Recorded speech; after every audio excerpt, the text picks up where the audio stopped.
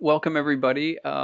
You are at the first of our summer speaker series at Nightlight Astrology tonight, and I'm really glad to welcome our speaker, Kelly Surtees.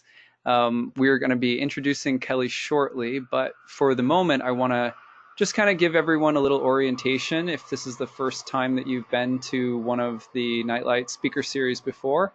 Um, we hold speaker series each season of the zodiacal year, three speakers each season. And all of our events are open to the public. Anyone is welcome to be here. We collect donations, so there's no specific ticket cost for the evening per se. But we do collect donations during the night, and I'll be giving you some information in a minute about how you can do that. The basic purpose of this series, I'm going to mute everybody and I'll bring Kelly back in a minute. Um, the basic purpose of this series is to make awesome astrology and awesome astrologers available to more people, and to just promote astrological community and education in general. So Unmuted. I am uh, always very excited to welcome a series of amazing speakers, and this summer is no exception. We have three speakers in our series. Kelly is the first tonight. Like I said, I'll introduce her in a moment. But next week, I also want to invite you all to come out next Tuesday night, same time, same place. Uh, we will be hosting a colleague and friend of mine, Gemini Brett, who is giving a talk called Reflections on Soul, Mysteries of the Moon. And he's going to be looking at some of the ancient Hermetic philosophy and its relationship to the symbolism of the moon in astrology. That should be really interesting. I find Brett super engaging, speaking of Geminis and Gemini energy. He is chock full of amazing information, and the way he presents is as interesting as what he presents. So I really hope that you can all join us for that next week. And then on Tuesday, August 7th, Moses Sriragar, I hope I said that right, Moses, but I know that you'll correct me later if I didn't. I practiced because I asked him how to make sure I pronounced his last name correctly, but I've only been practicing by myself late at night, all hours. No, just kidding. So anyway, Moses will be here giving a talk called Vedic Astrology for Western Astrologers on Tuesday, August 7th. I'm really excited for this, especially after just being in India for my first time, spending some time there studying bhakti yoga. Of course, my wife and I own a yoga studio, and yet I know very little about Vedic astrology. And I had a chance to learn a little bit from some of my colleagues in India at this astrology conference in Calcutta, which I think, Kelly, I think you're gonna be at the next one. Yeah. So that should be exciting. But Moses is developed this particular class to help Western astrologers who may not devote their whole lives to studying Vedic astrology, to understanding a little bit more about Vedic astrology, because it's helpful to know a little bit more about, our friends across the world from us that practice something so very similar, but also uniquely different. So at any rate, I'm very excited for that talk. It's the first kind of talk on Vedic astrology that we've ever hosted as part of the speaker series. So really stoked for that one. And Moses is actually here with us tonight, hanging out with us. So maybe he'll pop in and say hello later too. At any rate, um, everything that we collect in donations from this entire speaker series goes directly to our speakers. So, I don't take anything from this series personally, and I like to make sure that everybody knows that, because this to me is a form of seva, which is word for service. And it's a way of trying to give back to the astrological world and to so many of my colleagues and people out there that inspire me in my own work regularly, people that I secretly admire. I try to, have them come to the program. And also because in the programs that I teach, they're year-long programs. So my students have to listen to me prattle on for like a whole year. And it's really good to basically have some guests, different voices, different styles, different expertise come in so that my students can get exposed to the larger discussions that are happening out there and different forms of expertise and knowledge. And I think this really um, is a highlight of the courses that I teach, is that you get to learn not just from me, but from some of the best and coolest people out there. So all of that being said, I'm going to tell you how you can donate for tonight's event. On my website, there is a payments and donation page, and I'm going to give you the link right now. You should be able to see it on the screen. The suggested donation for the night is $15 to $25. If you aren't able to donate for whatever reason, please just be here and enjoy the show. And you can always pay it forward by giving someone the gift of what you've learned, maybe helping them at some point with their chart or something like that. Or you can always pay it forward by, donating for another speaker or attending one of Kelly's events sometime in the future and giving a little extra or something like that. But if you are able to donate, 15 to 25 is suggested. Everything goes directly to supporting Kelly's good work in the astrological community. And also, throughout the night, you'll see me kind of ringing the bell. I feel like I have some kind of past life as a fundraiser because I've been very naturally sort of called to it in this lifetime. Like since I was a little kid, raising money for all different kinds of stuff has always just been something that I sort of excelled at. But you'll see why, because I just will keep pestering you. So I'll just keep ringing the bell and saying, hey, let's donate and raise some good money for our speaker tonight. So check out the donate tab, 15 to 25 suggested. Let's raise a bunch of money to support Kelly's good work in the world. The other reason, and I'm going to guilt trip you all a little bit, cancers are really good at this, is that like all of us who all want to be astrologers, right? So many people come through my programs because they feel called to astrology. They feel called to give the gift to others or to invest in their own interest and gifts as an astrologer. And what you'll soon realize if you do astrology at any level is that it's not easy doing it full time, making a living, generating clientele, etc. And so I believe it's just good karma, good sort of good juju to give back to the astrologers that you like. So you're going to like this talk tonight, I promise you. So make sure you give back and really support this because you're putting into your own belief in yourself when you do that as an astrology student. I believe that. That's why I give everything from these events directly to the speakers. So yeah, so at any rate, that's my Cancerian guilt trip. Now we're going to introduce Kelly and get on with our talk for the night. So I want to direct you all to Kelly's website, which is kellysastrology.com. I'll put it in the chat box so you can check it out.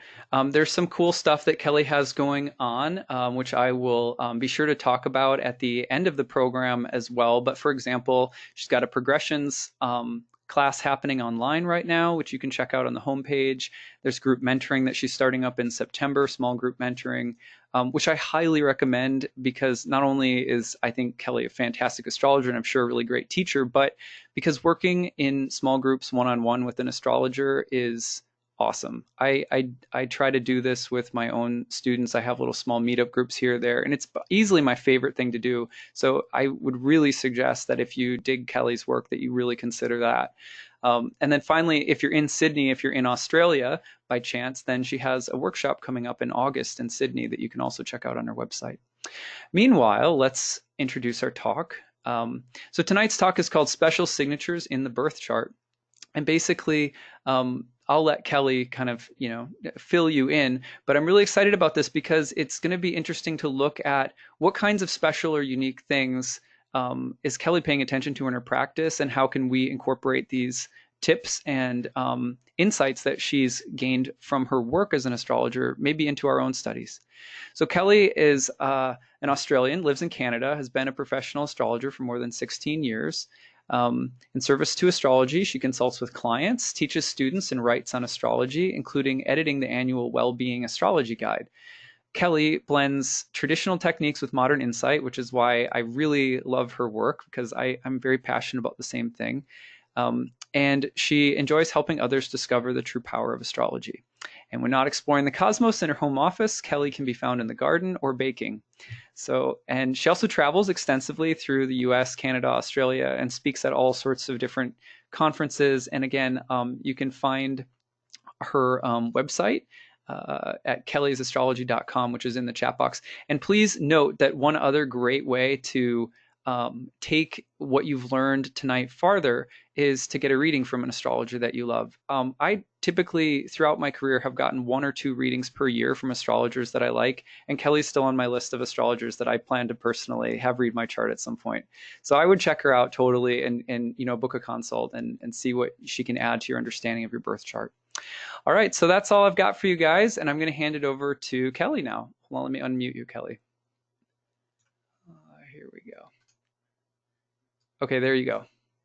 Okay, cool. Thank you so much, Adam. Oh my goodness, this is like a lot of love here, which is just amazing. And this is a real treat for me because I have heard so many amazing things about you, Adam, around the astrological circles, if you like. So I feel really privileged to be able to, share tonight with your community. It's, I don't know, I think you're doing a really great thing with this idea of community, if you like. I think that's really powerful because we do learn from each other, and I really believe in the idea of cross-pollination. So you seemed to be speaking, almost from my heart when you were talking about the idea of encouraging students to study with different astrologers and to connect with different astrologers, because I think we all can kind of learn from each other, really, at the end of the day.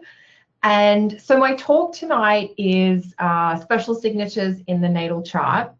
And it's very much what you were saying. It's just, these are some of the things that I've observed in my practice over the years. So it's by no means an absolute. It's certainly not like the only way to read a chart or anything like that.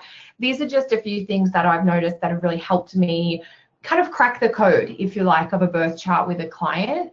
And so I would encourage you to, play around with them. There may be some ideas that you're already familiar with. There may be some ideas that are new for you. So hopefully you get a couple of things you can take away from tonight.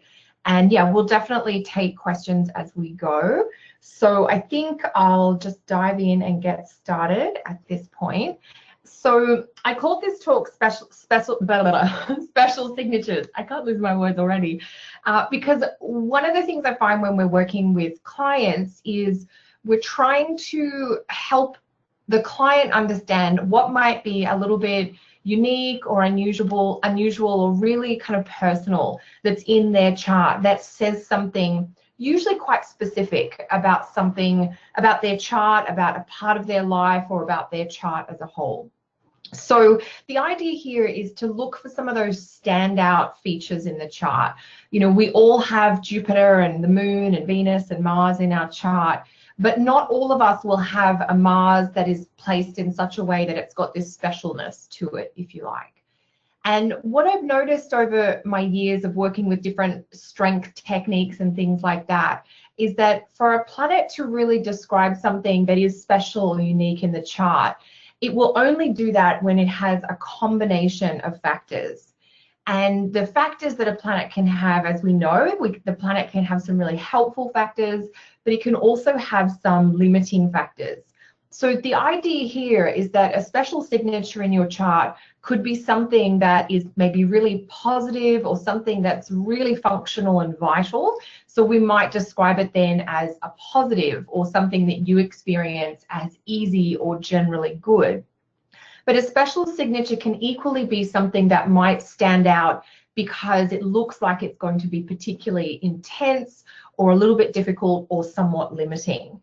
And I do think it's important for us to have an understanding that our birth charts are going to show us the full spectrum and the full range of experiences, because as you go out into the world and build your practice, you will be dealing with people from all walks of life, and you will deal with people who have great talents and opportunities, and you will also deal with people who have lives that are marked by particular limitations or blockages. Maybe not their whole life is blocked, but certain parts of their chart or their life do come with these restrictions. And so we need to have a way of being able to define or describe that through the birth chart. So the first sort of point is to understand that a special signature is probably not going to show up around every planet in every chart, but if you're lucky, you'll have 1 or 2 planets in each chart that you work with that have some of these unique factors. And then to keep in mind as a second point that these unique factors or combination of factors can skew towards a more positive or supportive thing, but they can also skew towards something that might be difficult or limiting. So just to keep those concepts in mind as we go. So to get into some of the very basic astro as we start, planets that dominate in your chart will be a planet that has more than one of these types of features. So straight away we know, or you may be learning, that the ruling planet of the ascendant and the ruling planet of the midheaven. Now these planets are standout planets because they're incredibly influential. Now, on their own, we don't yet know whether they're going to be really functional or really non-functional, but we know that they're going to be a little bit more important in the context of the chart. The ascendant and the midheaven are kind of the yang or the active points in the chart. One thing that I've really come to develop or appreciate more as I've learned more about traditional forms of astrology is the power of the angles and the power of the planets associated with the angles. So the ruler of the ascendant, or the ruler of your midheaven, in this definition, I'm just using very simply the traditional planet that rules the sign on those angular points in your chart. So those planets you'll want to prioritize or hone in on in the chart a little bit more. A planet that's going to dominate in the chart will also be a planet that is especially functional or not functional. And I know it's a little bit tricky to think, oh, what happens if I have a non-functioning planet? But if you have a client that shows up in your consulting room and says something like, I haven't had a boyfriend, or I haven't had a girlfriend, I haven't had a partner in 35 years, what's wrong with me? That's a little bit of an extreme story, and we're going to need to find something that is extremely maybe non-functional or sleepy in the chart. And so that's the idea here, that we will have some planets that are really working well. And the way I often think about it is a functional planet is well rested, it's had its breakfast, it's arrived in your chart, in your life, you were incarnated, and that planet is ready and raring to go. It wants to work on your behalf. It's had a great education. It's, well skilled, if you like. A non-functional planet is akin to how we all feel on a Sunday morning after we've had too many drinks the night before. And so a non-functioning planet is a bit sleepy, it's maybe not had a lot of sleep, could be a bit foggy-headed, could be a bit hungover. And if we've got a planet that's not functioning up to standard, any topics or areas of life that are associated with that planet are going to be, they're either going to struggle, or they're just going to be a little bit of a slow or sluggish part of our life, or they're going to require more support.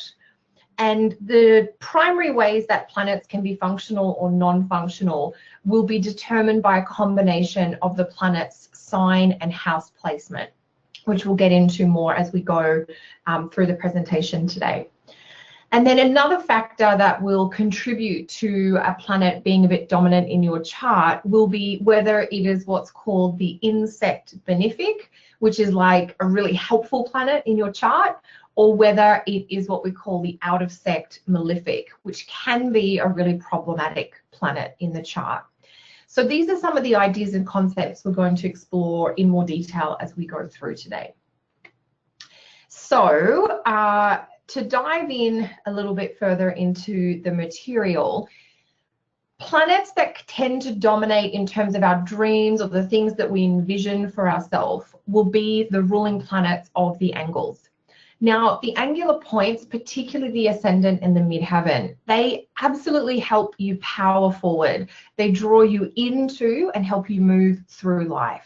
So these planets are really influential. And if you've not thought about prioritizing these planets in your chart interpretation yet, I can promise you it's going to help add a whole layer of depth to your interpretations, and a richness that maybe you didn't have before. When we sit down with a chart from a modern perspective, we often instantly go to the sun and moon and prioritize those planets. But more and more, well, actually a while ago, I started prioritizing the ruling planets of the ascendant and the midheaven. And it seemed to really open up this whole other layer to chart interpretation. So if you're sort of confused or wondering where I'm coming from, I'm absolutely saying that the ruling planet of the ascendant can be more important than the sun or moon in the chart that you're talking about. And so you'll want to prioritize whatever that planet is. That planet is going to help describe what it is that draws you on and draws you forward. The ruling planet of the MC, yes, it will describe some of your career trends and influences, but it's also going to describe a planet that really motivates you. So whatever the qualities or keywords or characteristics of these two planets, the ruler of the ascendant and the ruler of the MC, they're going to have a big influence on you. Now, if those planets happen to also be very functional, maybe they're placed in a sign and or a house that they're very comfortable, that's going to be a little bit more of a helping factor, if you like. And if either the ruler of the ascendant or the ruler of the MC is also the insect benefic, one of the most helpful planets in the chart, then that's going to add a little bit more potential or a little bit more like doors opening in front of you. So we'll get through this next slide, and then I think maybe we'll do 2 slides, and then we'll take some questions to see where people are at. So we've talked about planets that are really going to kind of dominate your dreams and guide you forward. And then we're going to potentially need to be aware of some planets that could be a little bit problematic. And we all know that if we've got a really big problem weighing on our mind, that can be quite dominating as well. So planets that we want to keep an eye on that could be potentially problematic will be a low functioning planet. So that could be a planet that's in a sign that it's really uncomfortable in, or in a house where it's quite restricted. And it can also be that out of sect malefic, which I'll define very shortly for you guys. So the out of sect malefic will either be Mars or Saturn. And then if you have Mars or Saturn in maybe a tricky house like the 6th or 12th house, or in a sign where they're a bit uncomfortable, we're going to start getting a sense that there's a very specific irritation that's coming through in this chart. So these are some of the things we would keep in mind about planets that might potentially be a special signature, but in a more problematic way.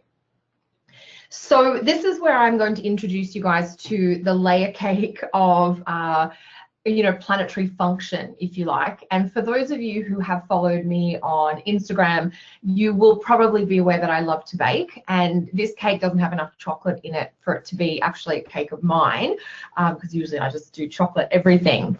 But the idea here is that we've got lots of layers, and what we're looking for when we are considering what might be a special signature in a chart is to layer up these different factors.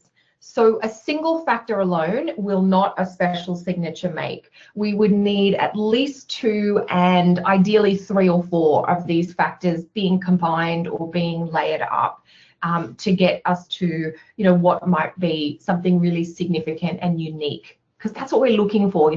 What is unique about Jupiter in this chart, or about Venus in that chart, that might give that person a little bit of an edge or a talent, a little bit of maybe really positivity to do with that particular planet.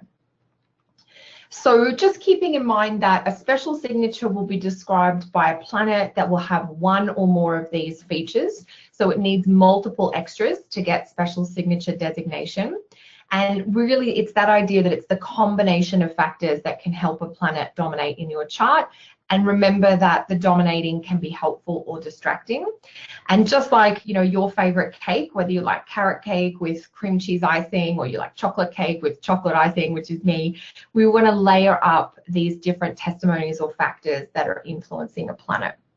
So we're going to jump into an example very shortly, but Adam, I thought now might be a good chance just to pause to see if there are any initial questions.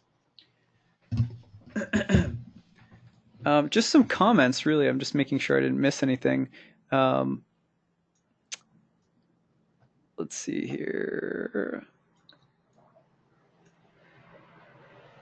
These are metaphors we could explain to anyone, one of Kelly's real talents. And Betty says, yes, I've always thought the MC is super important as well. Oh, that's it so cool. far. Okay, that's great. Well, that's good. Hopefully it's not confusing at this point. And yeah, I guess because I do work with clients a lot, and my client practice is a real mix of, students and people who've also drunk the astrological Kool-Aid, so are kind of familiar with the language, versus people who are kind of new to astrology. So I do think one of our requirements or responsibilities, if you like, as astrologers, is to find ways to explain what we're doing technically in a non-technical way. So on that note, though, we are going to get a little bit more technical because as we're all speaking the same language here. And yeah, I think the midheaven is a little bit of an underutilized point. And we will see this actually in the example here. So this is a chart which we'll just consider as a mystery chart for now. And I wanted to use, this is my first example because it's not a glaringly obvious signature in this chart, but it's ticking enough boxes at enough of a level that we will see these themes coming through in this person's life. So straight away, one of the most, well, not one of the most, I think the energetically most plugged in or electrified places for a planet to be are on the angles. So anytime you see a chart where there are planets conjunct the angles, that's going to clue you in to a potential special signature according to the nature of whatever the planet on the angle might be.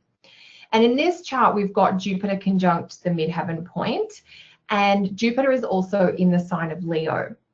Now, this is a nighttime chart, and Jupiter gets triplicity strength in the fire signs in nighttime charts. So even if Jupiter is not in its home sign of Sag, if it's in Aries or Leo and it's a night chart, Jupiter has a little bit more juice. It's got more resources or talents or more sparkle up his sleeve. And so straight away we're seeing a combination here with a planet in a really active place, which is conjunct an angle, so Jupiter on the midheaven, and then in a sign that is very favorable for it. And this is sort of the simplest way to talk about functional vitality in a planet, which is to combine the sign and house placement. And so this is probably the most functional planet in this chart because it's a planet in a really active part of the chart and in a sign that gives that planet some really positive motivation or a real unique skill set or talent. So the house placement of a planet gives it the opportunity to act. It sort of puts it on the stage and says, do something, you have got the floor. But what the planet does is described by the sign that the planet is in. So if the planet is in a sign where it does have, maybe it's in its home sign where it's in rulership, or maybe it's in its exalted sign, then that planet is going to be able to say, okay, well, I hadn't planned for this, but let me just pull a tap dance out of my hat and I'll entertain you because you've put me on the stage. Whereas if a planet is in a sign where it's not comfortable, it's going to be very shy and reluctant to do something with the opportunity that it's been given. And so when a planet is in a sign where it likes to be and in a house where it can function, it's like that idea of where talent meets opportunity. And so in this case, we're getting a sense that there is a Jupiter type talent that is given an opportunity. Now, Jupiter could have to do with some sort of mentorship or teacher. It could have to do with some sort of guide or figurehead. In Leo, we might think about leaders or rulers in some capacity. And in this case, that is what proved to be the scenario, because this is the chart of King George VI of the UK. I think I'm reading that right, it's 6th or 4th. I always get the Roman numerals mixed up. King George is Queen Elizabeth's father, and he was the man who took the throne because his brother abdicated. His brother Edward was king for about a year and then said, no thanks, I'm going to take my my romantic relationship over the throne. And so almost kind of by default, George became king. And it's really interesting when you consider the Jupiter and Leo midheaven signature in this chart, that there seems a little bit of a, if the stage shows up, you'll step out there and you'll do a fair job. To take it a little bit further, if we want to further personalize what this signature means in the context of the chart in question, You can then look at the houses that that special signature planet rules in the chart. Now, I'm working with a whole sign house system, but whatever house system you're using, you can apply this technique. Jupiter rules the 3rd house here, Sagittarius, and the 6th house here, where we have Pisces. And so what this is essentially doing is that the ruler of the 3rd house, which includes siblings, is prominent or prioritized in this chart. So there would be a 3rd house component to this story to do with Jupiter making its potential manifest. And that could be, 3rd house could be to do with communications or contracts, or something to do with a sibling. And of course, George became king when his sibling chose to pass the throne along. And I think we can also see perhaps that sense of duty or service that he had to this role, because Jupiter also rules the 6th house. His rule as king, though, was cut a little bit short because he died quite young, relatively young, in his 50s. And so we can sort of see there's that 6th house link where he was dedicated to his work, but he also needed to manage his health along the way there. So just a little example of how, you know, there's a lot going on in every chart. Where do we start, or what do we want to hone in on? And we can assess, you know, the planets through some of these special factors criteria. Okay, so let's go a little further into the detail here, just to go through some of the theory. So either A or B option here could lead to our special signature. So the more comfortable and supported a planet is, the more functional it will be. And then the less comfortable and the less supported a planet is, the less functional it will be. And so if something's not functional, it's basically a problematic. It's like when you turn on your computer in the morning and it doesn't do what you expected, you've got a problem. You can't do what you planned to do, and you've been distracted by this other thing that needs your attention. And a really great word for planets that aren't comfortable and don't have a lot of support in the chart is that they do create some distractions that kind of sidetrack you from what it is you're really trying to achieve. So when we're trying to determine whether a planet is functional or not, here's the criteria we're going to look at. We're going to consider sect, so we're going to consider whether the planet is comfortable with the day or night quality in the chart. We're going to assess the planet according to the sign it's placed in the chart, and just see whether it's got any extra special juice or talent or power there. We'll assess the planet via its house placement. So we're going to look at which houses really help a planet do its thing and which houses are restrictive or limiting. And then we'll also assess a planet via its aspect involvements to see which aspects are going to help prop the planet up and which aspects are going to maybe hold the planet back. The aspect work is really interesting. And I think you want to think about a planet, you know, if it's got helpful aspects, it's like having a supportive community around it. There are people that you can reach out to if you need something that you personally can't do. And if you've got difficult aspects, it's sort of, you know, feeling as though you can't get the support you need, or that you can't afford to get the support you need, for instance. And so the aspects are really significant. And I think we want to make sure we keep those in mind as we go. So these factors, the sect, sign, house placement, and aspect of a planet, will add up to tell us about the motivation of a planet, its levels of opportunity, and how much support it has to achieve its dreams. And, you know, you might think of an analogy here between two children born, one into a family where there's a lot of love and maybe there's enough financial security that they can get access to some of the, you know, maybe the child is musically talented, and one of them grows up in a home that can afford to pay for music lessons, and one of them grows up in a home where they don't have financial security and putting food on the table is more of a priority. And, you know, in that situation, that child's gift might be neglected or latent or unexpressed for a really long time because it doesn't have that support. It's a little bit about, you know, how to frame where the aspects come into it. So a quick run through about sect and the planets. Sect is a Hellenistic idea to do with the differing qualities of daytime and nighttime. And basically the planets are divided into two teams, where we have a day team, which is captained by the sun, and a night team, which is captained by the moon. And the main purpose of sort of dividing planets into day team and night team is to help us understand when in the 24-hour day-night cycle is Venus at her best and when is Jupiter at his best.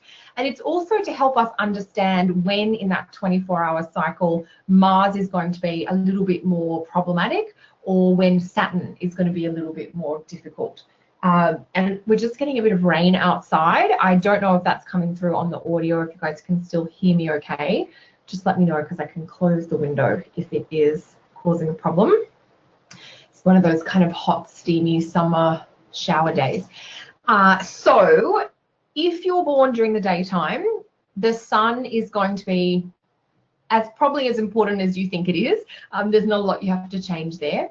But if you're born during the daytime, Jupiter is your most helpful planet, and you actually get more of a productive, almost functional version, or dare I say easy version of Saturn, air quotes required. It's like you get the best, like you've got the happy Saturn if you're born in the daytime. It doesn't mean you don't have to work hard, but you tend to get more of the results, or you've got maybe the motivation to deal with the Saturn stuff. Now, if you're born during the daytime, Mars is going to be a planet that can cause you a few more issues. And that's because if you're a daytime chart person, Mars is what we call the out of sect malefic for you. And if you're into sports, then Mars is like the big defender or the attacking player on the other team that gets in your way a little bit. So if you're a day person, really focus on Jupiter, because Jupiter is the planet that can bring you the most support, all other things being equal. But watch out for Mars, because Mars stuff can be you can get more of a sharp version of Mars if you've got that daytime chart. And then if we look at the nighttime chart, you're ruled by or captained by the moon. And one of the first things, the first ways that I started introducing sect into my client and student practice was the idea that if you're born at nighttime, the moon's sign, house, aspects, phase, etc., is much more important and descriptive of you and your personality than the sun. So you do get to make an adjustment if you're a nighttime chart to prioritize the moon energy or the moon qualities over those of the sun. Now, if you're born at nighttime, Venus is going to be the planet that can be quite helpful to you. And so you may have either more of a little bit of an artistic streak, or you may just find that your Venus tends to be a little bit more helpful or positive than you might otherwise expect. Now, if you're born at nighttime too, you get more of the productive version of Mars. So you get more of that kind of clear assertiveness, all other things being equal. And so potentially Mars is going to be more helpful, more friend rather than foe if you're born at nighttime. But if you're the nighttime team and you're on the moon's, the moon's your captain, the planet you do have to watch out for is Saturn, because in the night chart, people, Saturn is the out of sect malefic, and he is, the big attacking player or the big defending player on the other team that is going to run a bit of interference and occasionally get in your way. So for night chart people, Saturn is the planet to watch out for as that out of sect malefic. So hopefully you've got a sense now of the division here of the planets. Mercury can kind of go either way. When Mercury is oriental, he's associated with the day team, and when Mercury is occidental, he tends to be associated with the night team. But the main purpose of sect is actually to help us understand, in the daytime, is Jupiter or Venus more functional, and is, Saturn or Mars? Sect has less to do with Mercury stuff, if you like. I think there was one other point I wanted to say here. Sect alone is not enough to give you a special signature in a chart, because everyone who's a daytime chart has Jupiter that's a little bit more helpful, but it will be a qualifying factor that we can add into our layer cake that we're building here. Oh, yeah, the reason that Saturn is given to the day chart and Mars is given to the night chart is that one of the reasons Mars and Saturn are described, with that term malefic, which can be a bit weird to hear to our modern mind, is that there's quite extreme. So Mars has this extreme heat and dryness, which is, quite sharp or uncomfortable. But if at nighttime, the coolness of the night and the moisture of the moon, which dominates in the night, helps temper that heat of Mars and the dryness of Mars. So Mars isn't as rash or as aggressive or sharp in the nighttime as he is during the daytime. In the daytime, the heat of the sun aggravates and inflames Mars, which is why we tend to have Mars problems during the day.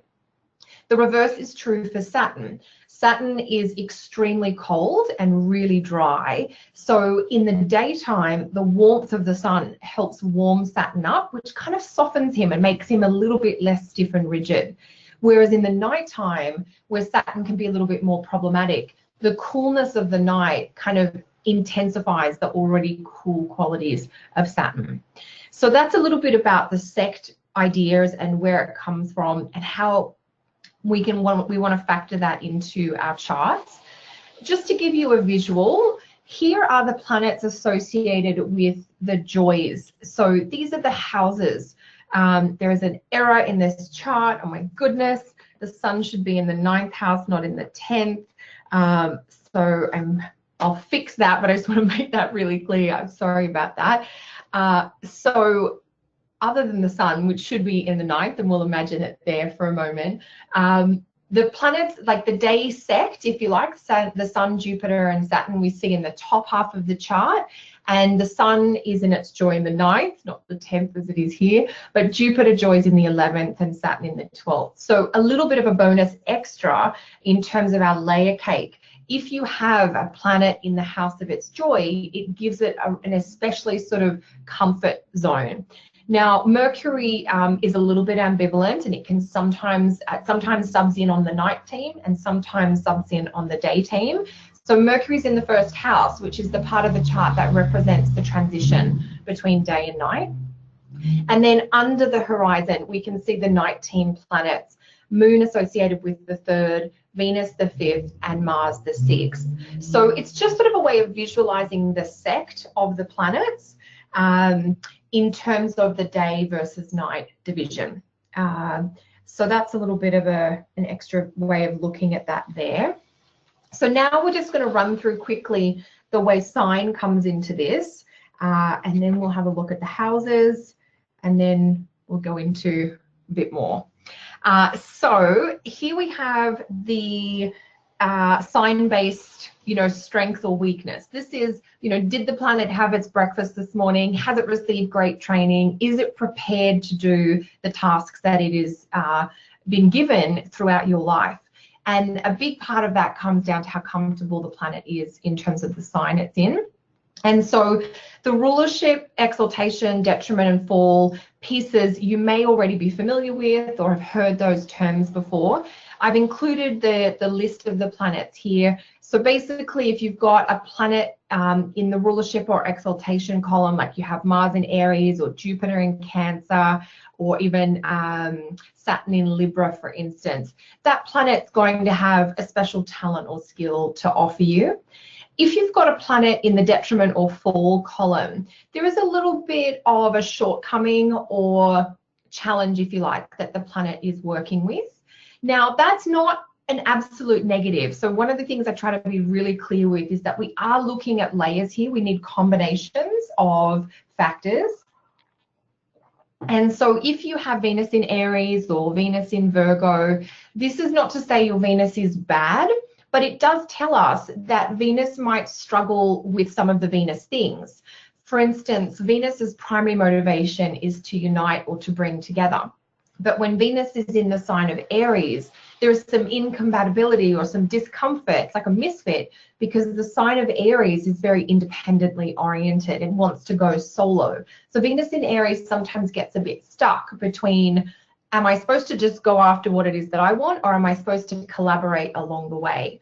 And I think, the planets in their detriments or in their fall placements, they often get there in the end, especially if they have helping aspects to kind of guide them. They often get there in the end, but they have a distraction along the way. And how do distractions manifest in the course of a lifetime? It usually manifests as a little bit of a delay, that you know where you're going to go, but you have to take the long way around rather than the most direct route. Whereas a planet in rulership or exaltation is more likely to be able to find the direct route or a more linear way to achieve whatever its plan or project is. Now, there are other extras in the planet sign combination assessment. There is also the terms of a planet that you can look at, and the faces or the decans. And that's getting a little bit more into sort of a, if you like, a Virgo level of detail. You can absolutely use it. I think for most clients that you're prepping with, you may or may not go to that level. It's up to you. You will get the main, if you like, special signatures will come out of the information in this table. And the bottom part is the one I wanted to speak to a little bit, because that tends to be more new for people, which is the idea of the triplicity rulers. And I'll just quickly throw in here that for the terms, if you are working with those, there are 2 tables of terms. The terms are unequal divisions throughout the zodiac where each planet has a little bit of extra juice. So for instance, there is a portion in the sign of Aries where Venus, it can be, she's in the sign of her detriment, but she might be in the part of Aries which is associated with her terms, and that gives her a little bit of an extra strength there. And so you can check those out. There might be as an extra resource in the PDF, and if they're not, I will add them in for you guys if you want, or I can email them to you. Just make a note of that. But the triplicity rulers, which is the planets gaining some strength by their elemental association, that's the one that I think less of us are working with, that we would want to add in if we can. And so basically the triplicity rulers, it's like thinking about planets associated with the elements. So the Sun and Jupiter are associated with the fire element signs. And so in a day chart, the Sun gains extra strength in any of the fire signs, not just the ones that it rules or is in exaltation in. And in a night chart, as we saw in our first example, Jupiter in any of the fire signs gets a little bit more juice or strength. And so this idea of the planet being in a sign where it's got some resources, resources could be opportunities, connections, talents. It could be confidence, it could be good health and vitality. So having these favorable sign placements of the planet, it lets us know they've got a little bit more to offer us. So for the Earth group, Venus gets a little bit of strength in an Earth sign in the daytime, and the Moon gains strength in any of the Earth signs at nighttime. For the Air group, Saturn and Mercury are the 2 planets associated there. Saturn with the daytime, because of course Saturn is a day planet there, and Mercury with the nighttime. So Mercury in any air sign in a night chart has got a little bit of an extra special gift or talent. So if you had always heard about rulerships and exaltations or detriments and falls and despaired because you didn't have any of those in your chart, just check out this triplicity association and see if that gives you something that you can fall back on, or you could be thinking of in a slightly more positive light. And then for the water group, we've got Venus having more of an influence or getting some strength in any water sign during the daytime, and Mars ruling the water signs during the nighttime. The extra planet, or the cooperating planet, is a planet that gets a little bit of help being in one of those signs of that element at any time of day. So Mars in an Earth sign has got a little bit more to offer, at any time, rather than Mars not in an Earth sign. So the day-night division here will give us our most juice, but we can call on that extra or cooperating placement of a planet if that's what we have. Really what we need to see is, what's in the chart and how can we interpret that in the context of what we're seeing there. So this is how we can bring in the signs to a deeper level than what we might have been using. I think we'll do the houses, and then, well, I guess, Adam, since I've paused at this point, are there any questions that we should attend to, or is all quiet on the question front? Oh no, now we have a bunch of questions. Okay, cool. Okay, let me scroll up and get to them. Gosh, there's a bunch. So we may not be able to get through all of these right now, but so if we Yeah, just pick a couple and we can always come back to them at the end, right? right, if we don't get to your questions and you asked one, if just be sure to repost it later if for any reason we kind of look over it or whatever. Okay, let's see. Can special signatures occur with planets that have mixed significations? For example, a planet in sign detriment, but perhaps in its house joy. Yes. Okay, that was an easy one. It is.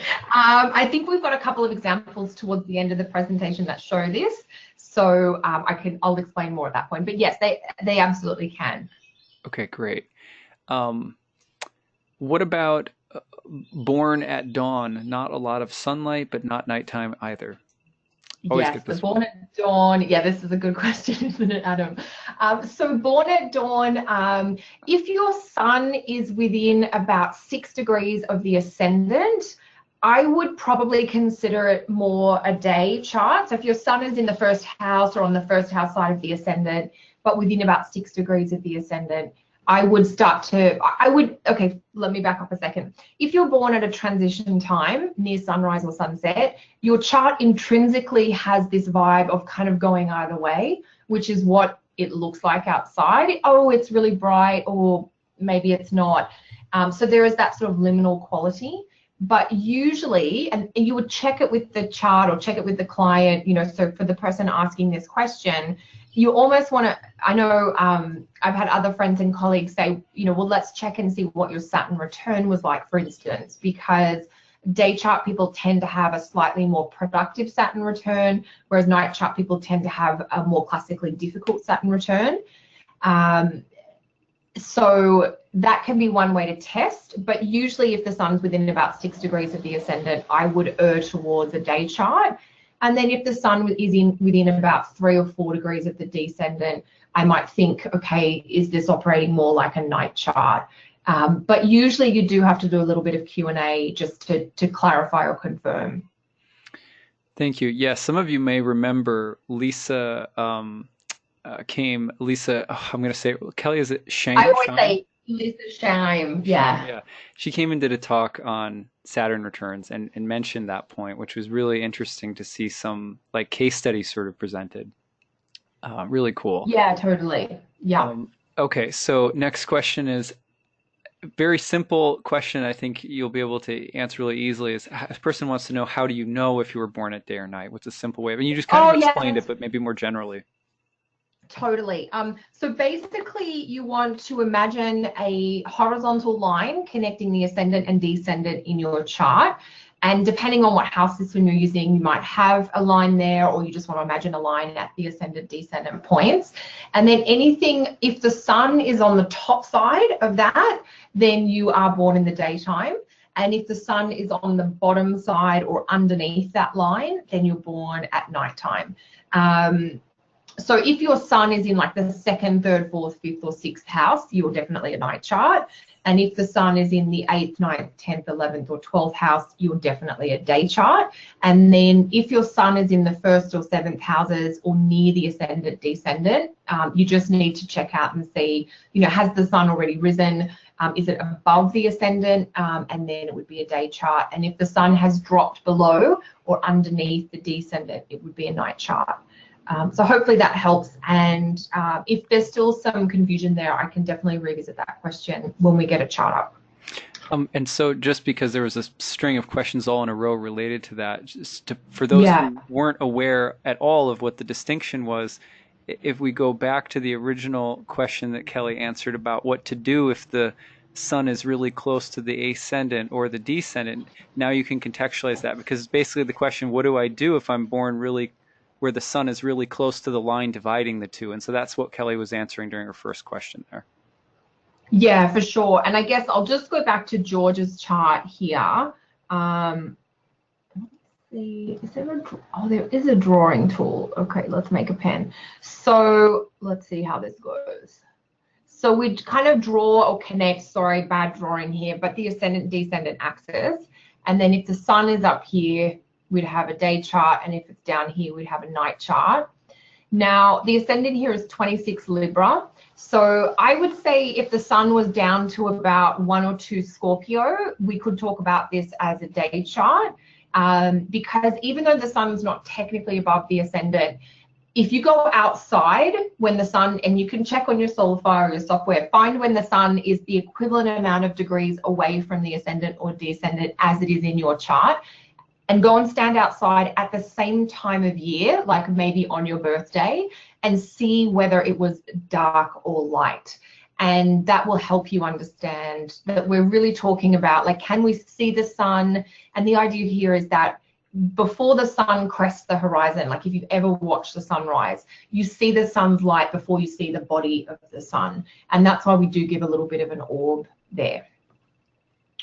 Hopefully that helps those questions. Yeah. That was brilliant. Thank you. Next question is, please remind us of meanings of Oriental and Occidental. Pretty similar there. Oh, yeah. That's, I was like, I try not to have to talk about Mercury because sometimes this can be confusing to people, but and then I was like, these will be educated people, I better have the right answer, because of course I can never remember which way Mercury goes. Oh, that's not what I want to do. Okay, so Oriental or Occidental is the planet's relationship to the sun. So in this case here we have the sun, and what we're trying to decide is, if the sun, if we imagine rotating the planets so that the sun ends up on the ascendant, has Mercury already risen, and is Mercury ahead of the sun and therefore already up in the sky? Or is Mercury not up yet, and therefore if it's not up before the sun in the morning, Mercury will be staying up in the sky after the sun sets? So in the case of King George, he would be said to have an Oriental Mercury, because if we put the sun on the ascendant, Mercury, which is 3 degrees earlier in the sign than the sun, is going to already have risen. So if the sun's on the ascendant, Mercury has already popped up. So that would technically be an Oriental sun. If in this chart Mercury was later in Sag, like 28 or 29 Sag, or even in early Capricorn, then it would be an evening star Mercury, because if we put the sun on the ascendant, Mercury won't have risen yet. So hopefully that helps clarify that. I know that can be really confusing if you have not worked with that concept before.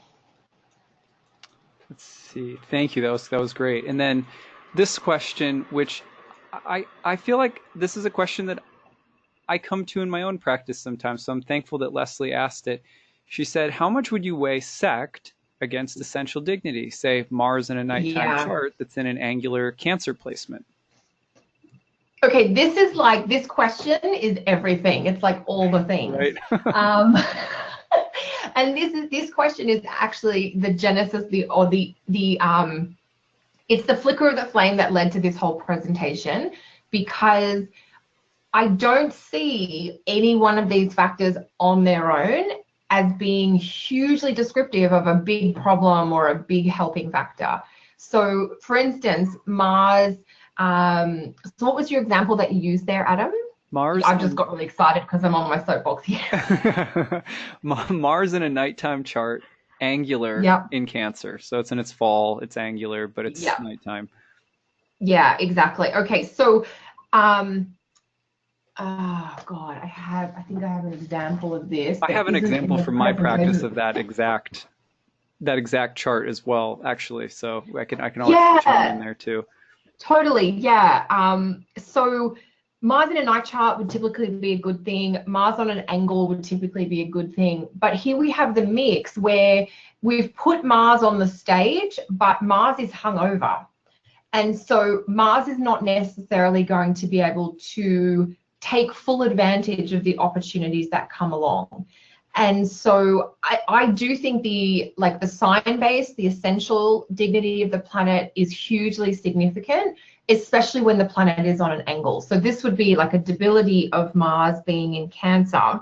And so this is not necessarily, like, I don't think the fact that it's a night chart will take away from the fact that you have Mars in its fall, on an angle. That's going to cause a problem, but it's going to cause a problem that is really obvious in the chart.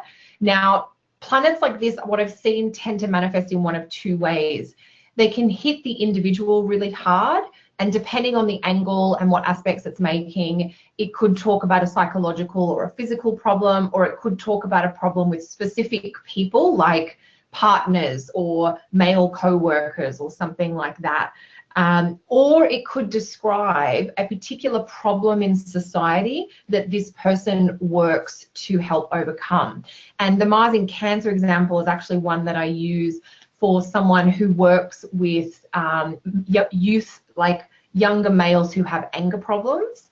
So it's definitely telling us we've got a particular type of issue or irritation that we need to deal with, but whether it's something within the person or it's an irritation or problem sort of outside them that they're interacting with, that's something you usually have to dialogue with the client to clarify.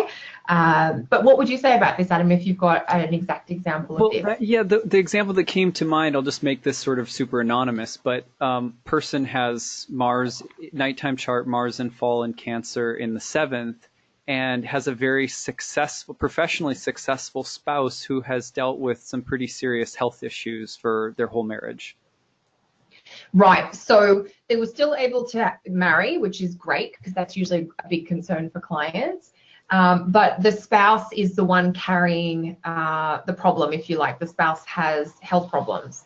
Yeah, that's really interesting, which makes sense. The person themselves, it's not their health problem, but it's in their life because of their partner, which would make sense if it's in the 7th. Let's see. So I think that was someone asked the question about the difference between a sidereal and Western chart, but Moses quickly said, I will be addressing tropical sidereal somewhat in my lecture, so maybe we'll save that one for then. Unless yes, you have Moses anything to would add. be Moses would be much better placed to respond to that. And I'm really excited for Moses's talk. Actually, I've just realized I can make it, so I'm going to come along to that. Yay. Because it's so fun to learn, like learning a little bit about sidereal Vedic astrology. It's just, I don't know, it really adds something. It just, you know, if you thought your mind got blown by learning Western astrology, get ready for it to be blown again. So yeah, no, that's great. I'm excited that you've got Moses coming on. Okay. Okay, cool. Should we? So, there is another question. It's pretty simple. I think you'll be able to answer this one pretty easily. Someone wants to know, what do you make of Saturn, malefic planet, being in its joy in the 12th? Is that a good thing? Is that not such a good thing? Oh yeah, Saturn join. Yeah, it is a good thing because I think it's a good thing. So the idea is that the 12th house is associated with Saturnian type things. It's associated with places where we are kind of isolated or we are separate from other people. So it's associated with places like hospitals or monasteries or retreat centers where we're away from and out of our normal life. So the idea of Saturn from, if you like, the isolation or the aloneness or the hermit, you know, Saturn feels really comfortable in the 10th house space because Saturn can do his hermit-like stuff there really easily. And then the other side of the 12th house, you know, it's traditionally known as the house of self-undoing. And the other place that the 12th house is associated with is a prison or a jail. And, you know, the idea that when we don't follow the Saturn, we don't follow the rules, we have to deal with the consequences, which is also a Saturn thing. And so Saturn with the 12th house does have a connotation of suffering to it traditionally. Particularly, it's associated with suffering that is spiritual, emotional, psychological, or energetic in nature. So it's not suffering to do with the body, it's suffering to do with the mind or the spirit or the energy body. And sometimes to deal with that, we need to kind of remove ourselves a little bit to manage that. So I think it's very congruent to have the Saturn joy in the 12th. Because it's almost like the house is a bit of a reflection of the Saturnian stuff, if you like. So hopefully that helps answer that question. But yeah, that's a really very thought-provoking. I love the 12th house. Not because it's fun, but because I think there's a lot more to it, I think, than we give it credit for. I think Spencer had a question about, the last question was, why do you think they assigned Mars's fall to Cancer? Wouldn't the sign's watery nature cool the heat of Mars? That's a little tricky. Yeah, that's a really good question. I'm not sure I have a really succinct answer. Let me think about this. I have a feeling that it might have a little bit to do with the Moon Mars piece, that the sharpness of Mars is just not great in Cancer. Let me think about this. I actually, as I'm thinking about this, it may be a little bit more of a default that the exaltation of Mars is associated with Capricorn, because the coolness of Capricorn and the slowness of the Saturnian influence coming through with Capricorn, and Capricorn being Earth, really tempers the impatience and the heat of Mars. And so I think that's the more significant association, and then the Mars in Cancer fall is sort of the opposition by default, if that makes sense.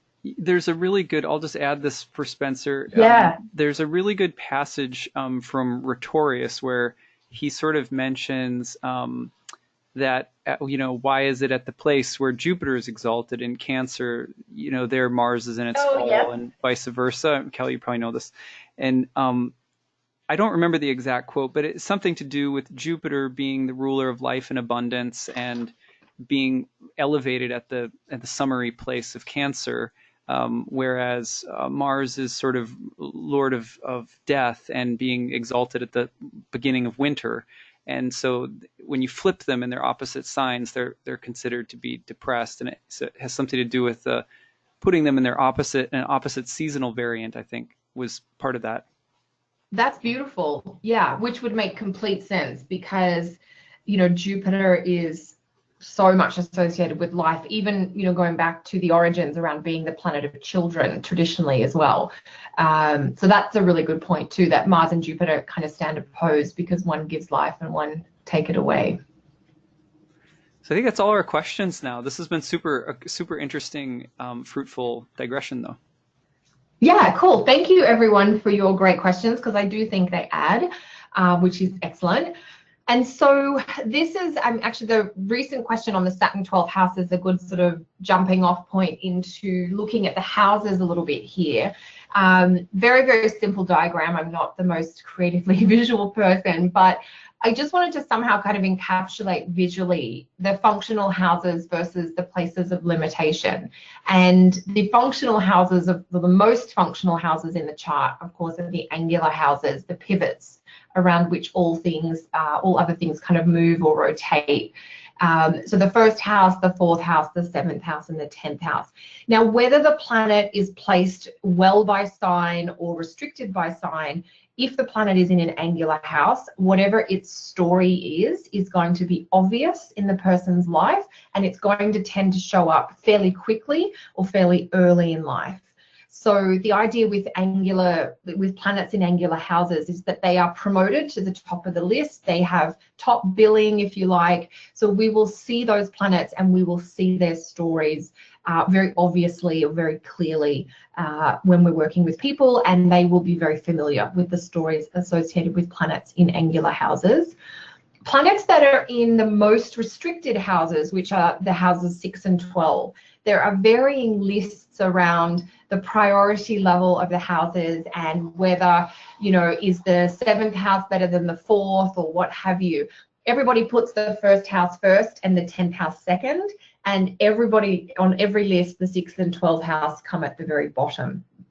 So these are the houses that are in the blind spots, or if you like to think of it as the aversion points to the ascendant, and they are considered to be really incompatible with life. And they are the two houses associated with sickness or illness in traditional astrology. The 6th house with illness of the body, so physical ailments, physical problems, and the 12th house, as we are saying, with illnesses to do with the spirit or the psyche. And so planets in these houses are not bad, not at all, but they are planets that are going to be somewhat restricted. It's like they're not available to the ascendant. So the ascendant, remembering the 1st house is you, the individual. And so planets that are in the 10th or the 4th or the 7th house, you can see them really clearly. You've got your eyes on them and they've got their eyes on you. Planets in the 6th and 12th house are like in your blind spots. So they're planets that you don't have full awareness of, and they kind of sneak up sometimes and grab you by surprise. Typically planets that are going to be in more of the cadent places, which would be the 6th and 12th houses, and then the 3rd and the 9th houses. Those planets will tend to manifest a little later in life. They are much further down the priority list, and so we're going to see some of their issues typically showing up later on. There's a couple of exceptions to the rule. If you have a planet in the 6th house, but it makes the trine to the midheaven or to a planet in the 10th house, it kind of gets pulled in by virtue of that aspect. So there's a little bit of an exception. And a planet in the 12th house, equally, if it's in aspect to the midheaven degree or in aspect to a planet that's in the 10th house, it gets pulled in. It's like it gets drawn out of the shadows, because that aspecting planet acts like a friend who pulls you along with them, if you like. And so what I will say is that planets that are in the 6th and 12th houses tend to be a little bit blocked for the individual personally, but they're often available to the individual professionally, because the 6th and 12th houses will, if planets are there, they have a good chance of having an aspect to a planet in the 10th or to the midheaven degree itself. So there's some, you know, kind of broad headline, you know, above the fold ideas about planets in houses, and then there are the nuances or the exceptions, which are really fun to play around with. So the most functional houses are the 4 angular ones, and that's the order they tend to be listed in. And then the 11th and the 5th houses, which are the houses where the benefic planets have their joy. Jupiter joys in the 11th and Venus in the 5th. Those houses are also considered to be really functional and fruitful, if you like. They're also the houses associated with begetting children, so they do tend to be fruitful. The 5th house being your own children, so 5th house top planets or signs and influences can speak to fertility, and 11th house speaks to other people's children, so that can come up in situations where there are like stepchildren or adopted children or foster children. But anyway, that's a bit of a digression. So if you have a planet in one of those top 6 houses, the 1st, 10th, 7th, 4th, 11th or 5th, chances are it's going to be fairly functional. So if you have a planet in one of those houses and in a sign that it really likes to be in, that planet is going to be a contender for a special signature for you. We've talked about the planets in the 6th or 12th being the most restricted. So those planets, if they're in aspect to the midheaven, you can use them in your career, and otherwise they tend to be like toys that are a little bit forgotten in the corner because you're focused on other things. You're not getting to them. Even though, you know, you might have Venus in Libra in the 12th, it needs to be activated or pulled out for you to really get the potential of what she might have to offer. And then the other houses vary a little bit.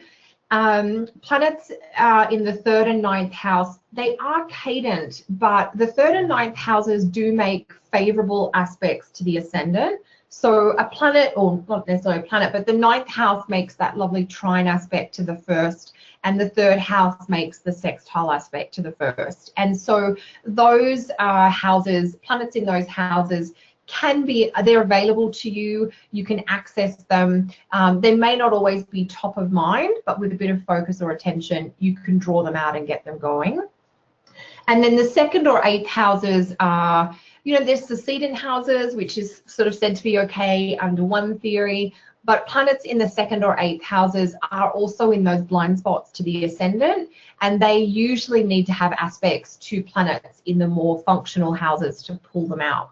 So if you have a planet in like the 6th or 12th or 2nd or 8th house, but it makes an aspect to a planet in the 10th or even in the 1st, that's going to help give that planet a bit more juice and energy. It's like it's been pulled in or plugged in.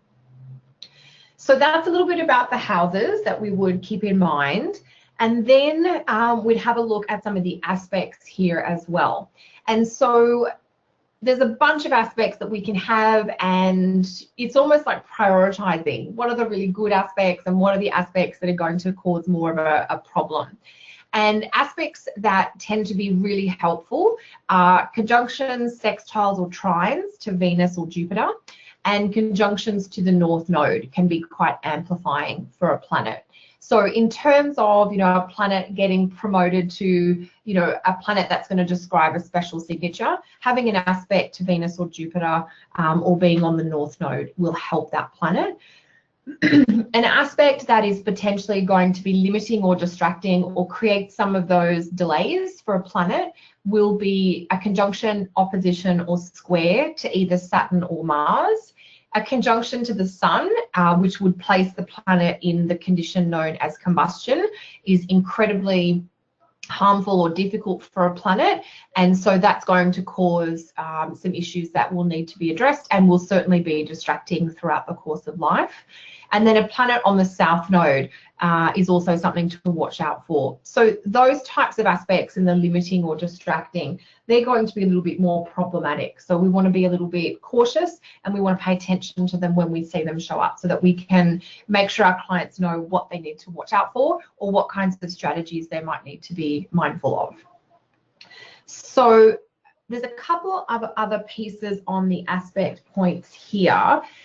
So in addition to those particular types of aspect, so basically what I'm saying here is, if you're thinking Mercury's in Virgo in this chart, that looks pretty good, and then you see that Mercury has an aspect to Venus or Jupiter, you're going to then think, okay, this Mercury's really got something to offer here. So these would be factors. This would be, you know, maybe the pink layer in our rainbow layer cake, if you like. But in addition to those particular types of aspects, there are other aspects that I consider to be priority aspects, or aspects that are more influential in the chart. And these are aspects where one or both of the planets fall in the angular houses, so the 1st, 4th, 7th, and 10th houses.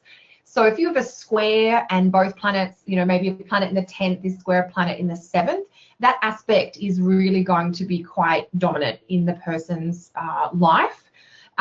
Maybe you have a trine and one of the planets is in the 10th house and the other planet is in the 6th house. We would still consider that to be significant, because one of the planets is at least in one of those 4 super active houses. Okay, so I'm just aware that it's a Tuesday and Mars is retrograde. There are 2 very angry men running down the street yelling. I hope you guys can't hear that. It's a little distracting, but I'm sure they're going to separate shortly. Maybe the rain will cool them down. So in addition to the houses in which the aspects themselves fall, aspects that are on an angular line. So if you have one or both planets in the angle, that in the aspect conjunct one of the angles, that is also going to be really dominant in the chart. Aspects that involve the sect light, so that's like the team captain. So if you're a day chart, aspects involving the sun can be really dominating, or if you're a night chart, aspects involving the moon can be really dominating. And always thinking about layering and blending. So if you are a night chart and you have an aspect involving the moon that is on an angle, that aspect is going to be incredibly descriptive of your life and your experiences. And then aspects that involve the ascendant ruling planet or the midheaven ruling planet.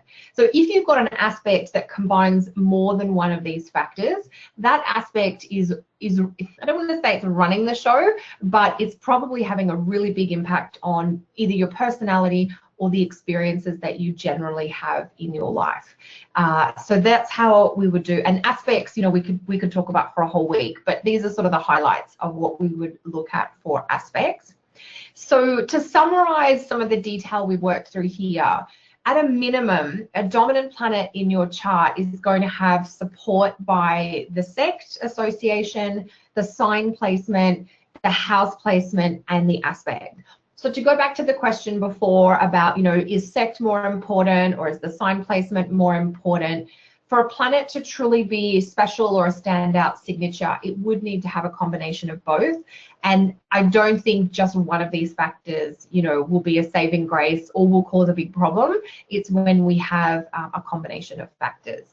And of course, we've had some questions come in about blended stuff. So, you know, what if you have a planet that is great by sect and is good by house, but is really uncomfortable by sign?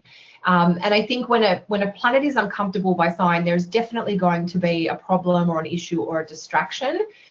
It just depends on, you know, how bad is that problem. Like in the example that you used before, Adam, about the client who had that Mars in Cancer in the 7th, but in a night chart, you know, the problem of the partner being really unwell exists, but perhaps because it's a night chart, there is a treatment available, or they've got the money to afford the treatment. It doesn't take the problem away, but it helps them manage it. And that's what we're sort of looking at here, is the blend of factors where, okay, this isn't a great sign for this planet, but it's got some other supportive factors. So whatever problem could be here, we've got access to remediation or to manage the problem, if you like. So that's how we'd be thinking about our cake, so that we can get to a piece of this yummy, delicious looking thing. At this stage, Adam, do we have any more questions for now? Oh yeah, a bunch more, definitely. Okay. Let's see. Okay, I'm going to scroll up and get to the top again. Okay.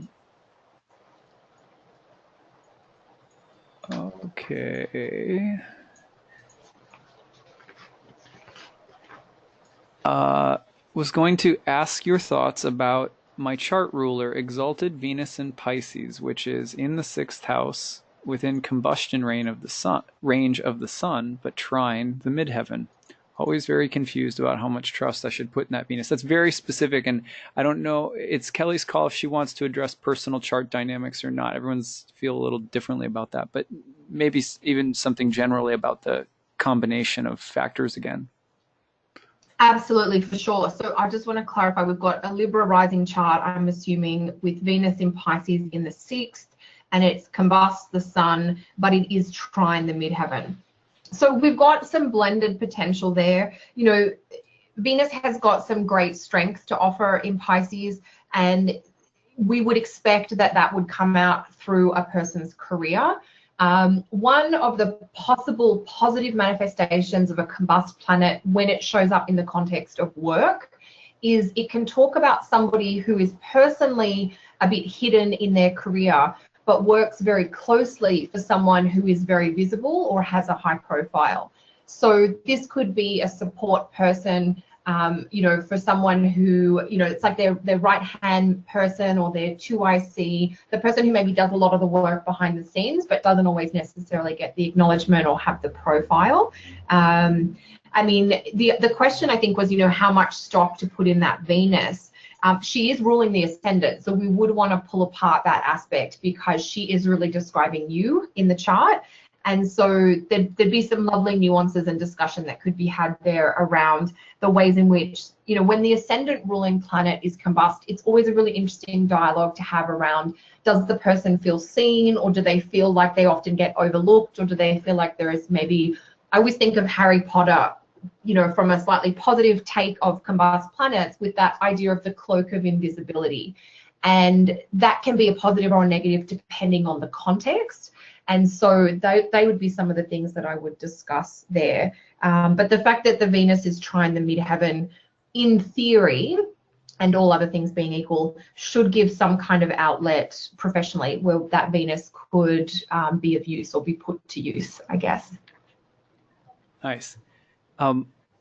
Is the out of sect luminary ever experienced as a malefic planet? Would that be dependent on its dignity and house placement? That's a great question.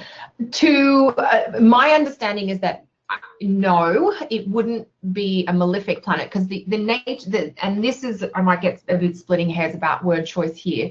The out of sect malefic can be a problem depending on the sign placement and its aspects, for sure, but it would never be a malefic.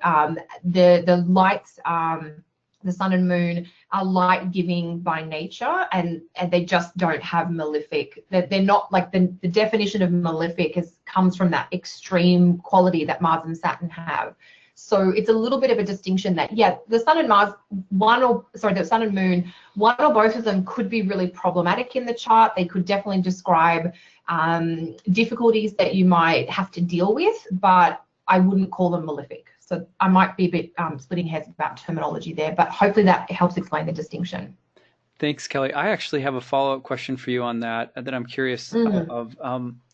And I think Moses, when he speaks, I'd like to hear, you know, down the road on his talk, I'd love to hear how Vedic astrologers treat the sun, because I believe in Vedic astrology, the sun can be more malefic. Maybe I might be wrong about that.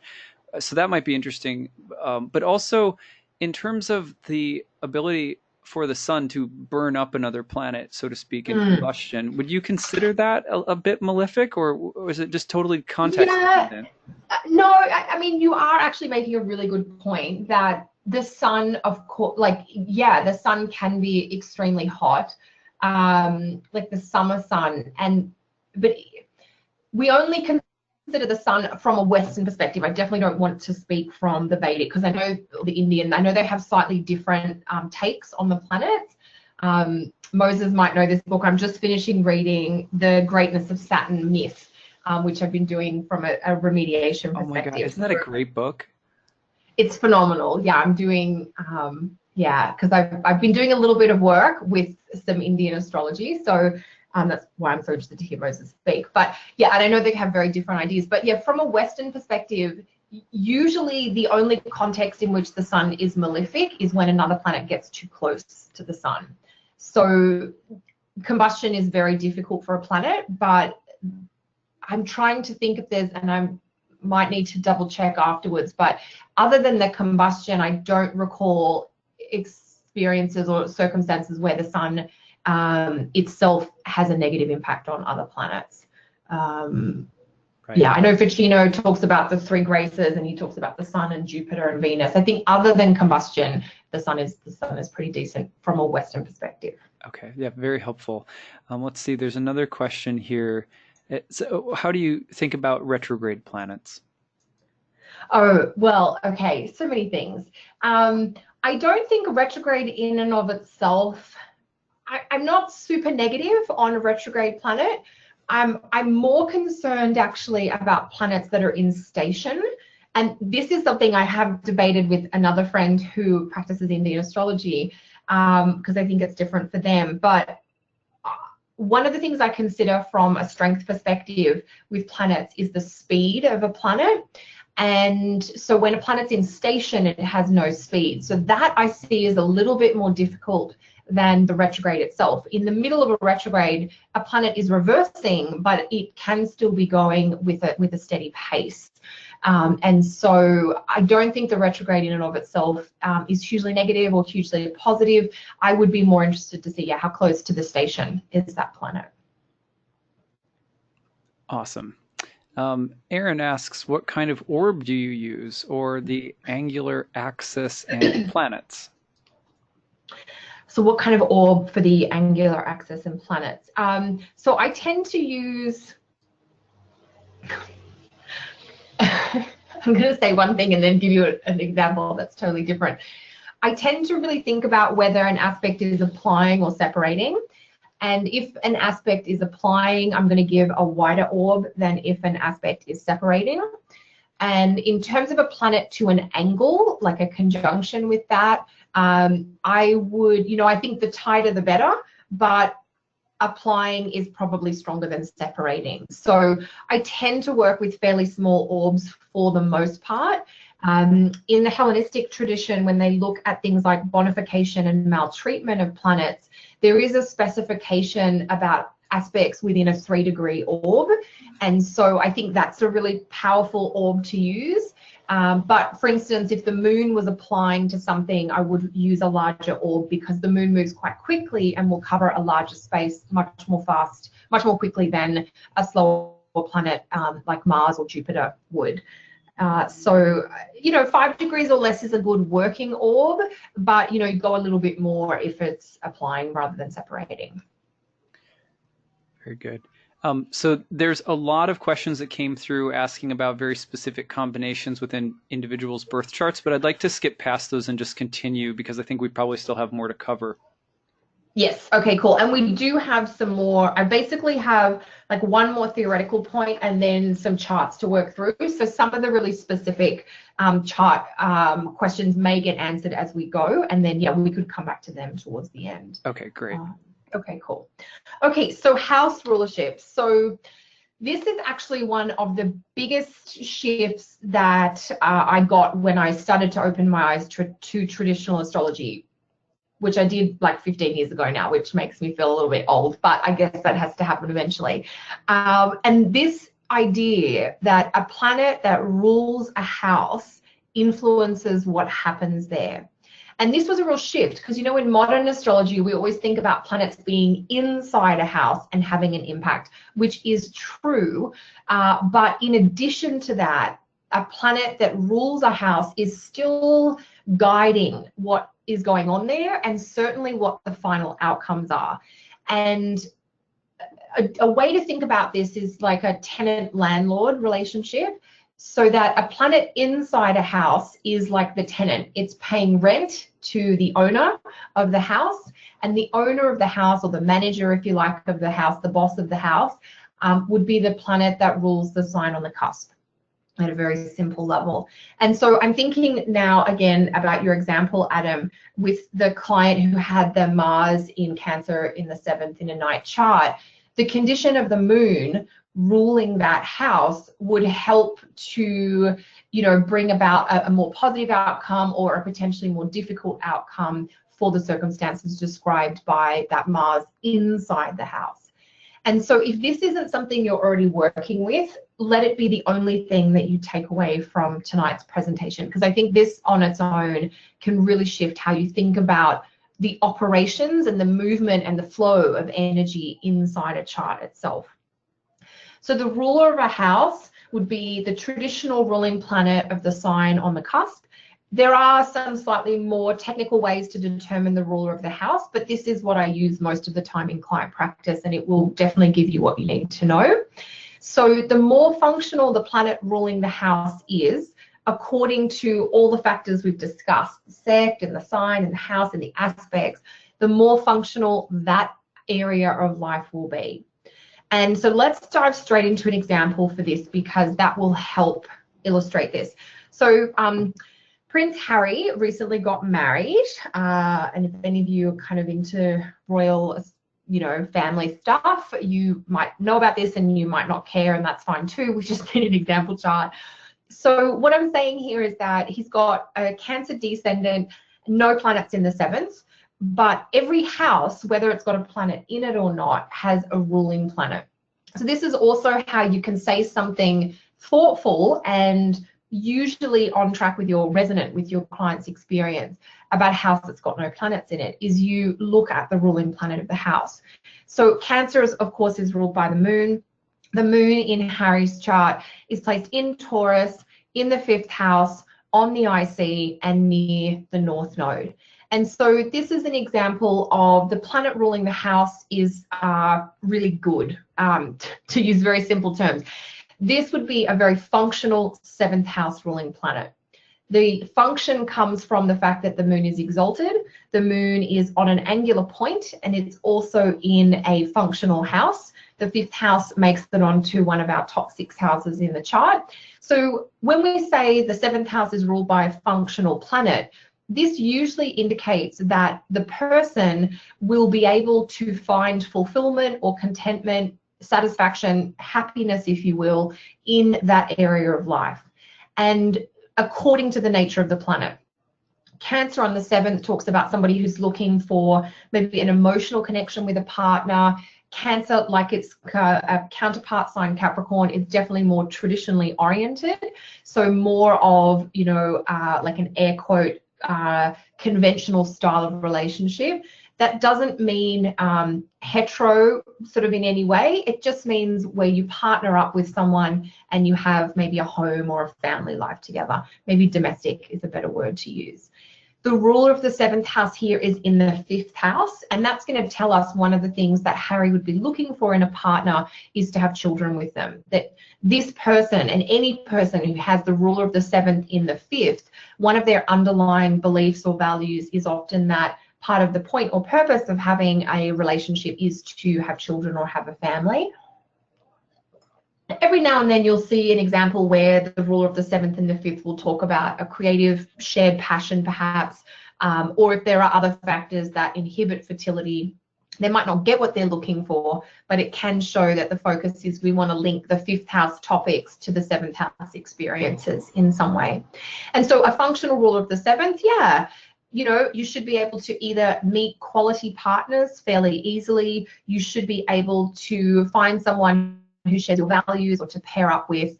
So when the planet ruling a house is quite functional, it will usually help you get what you're looking for in that area of life in a fairly kind of easy, smooth, or, you know, uninterrupted kind of way, if that makes sense. So hopefully that helps make that point a bit clearer. And, you know, obviously because Harry is in a royal family where children are incredibly significant, you know, the fifth house has a little bit of, we've got the North Node there, the Moon there, the IC there. The children are a big thing for him personally. So to go into a few more examples about the house rulership, or we'll start to really blend in some of the factors we've talked about. Here is a bit more of a difficult example, keeping with the royal family theme. Princess Diana, who has a Gemini descendant, or to contrast, if you like, between her son's lovely Cancer descendant. So I guess to go back to Harry for a moment, if there is a Cancer descendant in the chart, there are 12 different iterations of Cancer descendant, depending on where the moon is placed in the chart. This is how we can continue to be really specific, individual, and personal in our approach. This is how your chart work becomes very oriented to the unique soul sitting in front of you and is not like blanket statements out of the cookbook. There's some common qualities of a Cancer descendant, but they're all flavored by the placement of the moon. If you have a Cancer descendant and the moon is in Sag in the 12th house, you're going to have a very different set of experiences to what Harry's having, for instance. Okay, so to go to Diana for a moment, the Gemini descendant, so Mercury becomes a planet that will describe her experiences in and around relationships. Now, her 7th house ruling planet is in a very different condition to Harry's. First of all, it's in the 8th house, and it's in a place where it is blind to the house that it's ruling.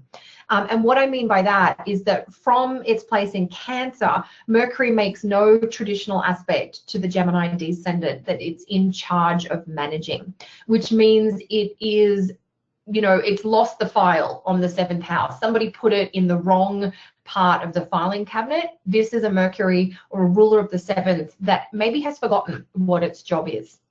Now, Mercury is also in this chart in the combust condition.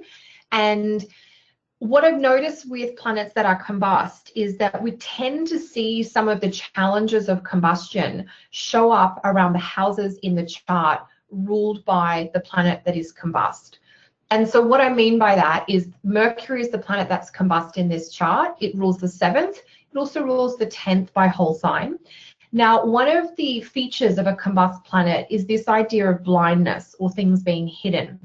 Now, if your combust planet rules the 7th, it's going to tell us that there is this factor or feature of things being hidden or blind around relationships for you.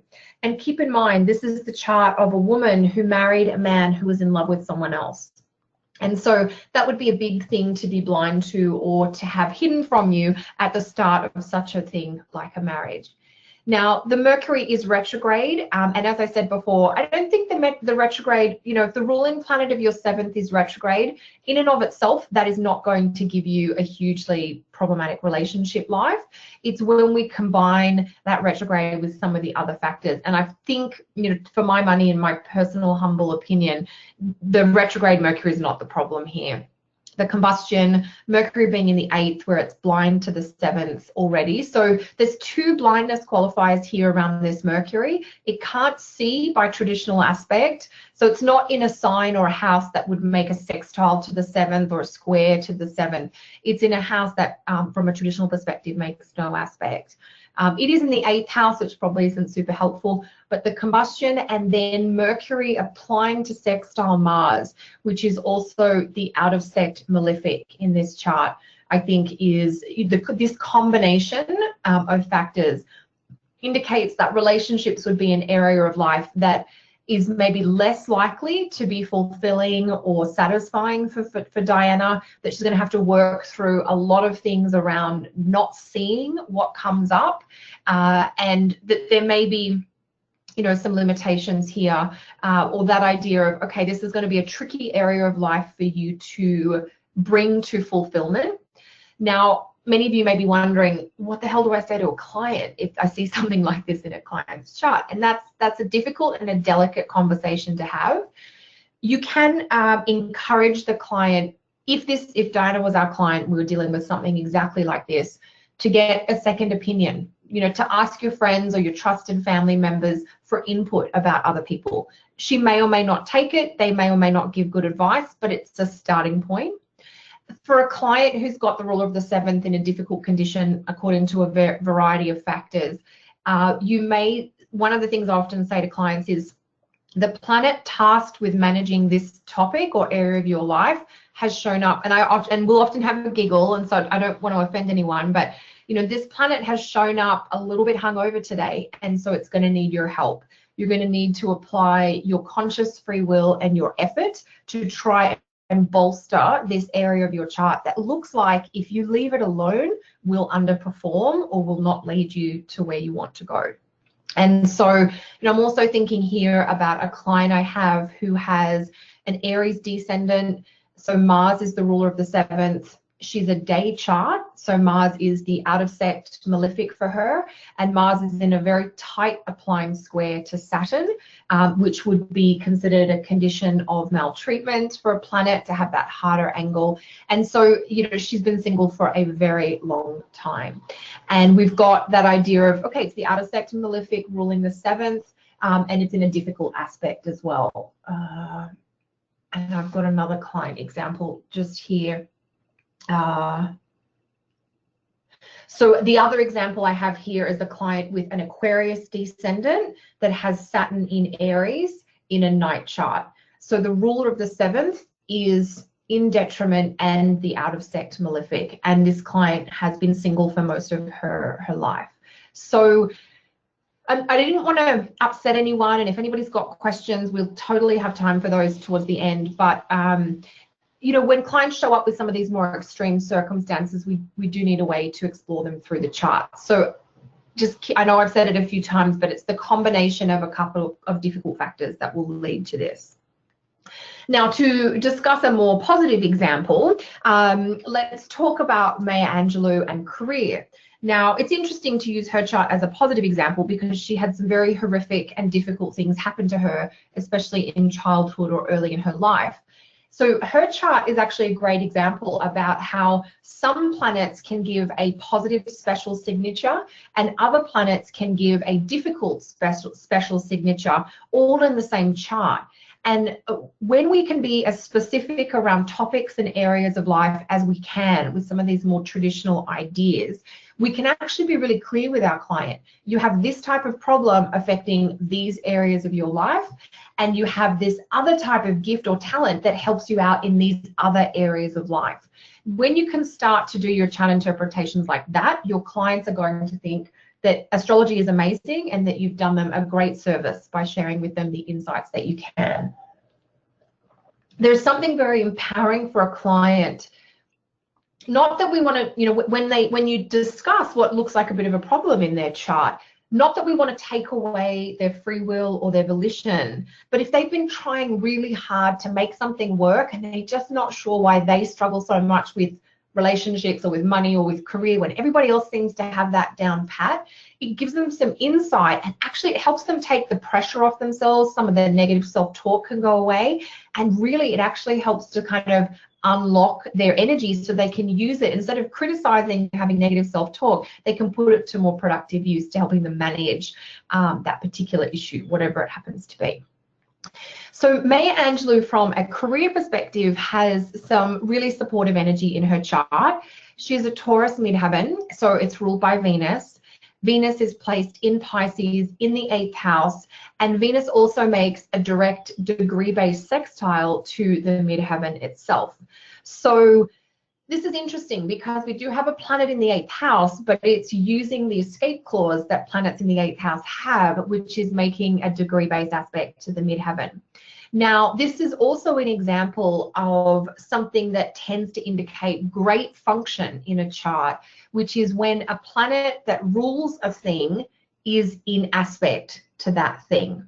And I know that's not a very technical definition, but we're seeing that here. Venus rules the midheaven and is also in aspect to the midheaven. Now, that's a good thing, even if Venus didn't have the exaltation strength, but it does have that in addition to making the aspect to the midheaven that it rules. And so Venus is also conjunct Mercury.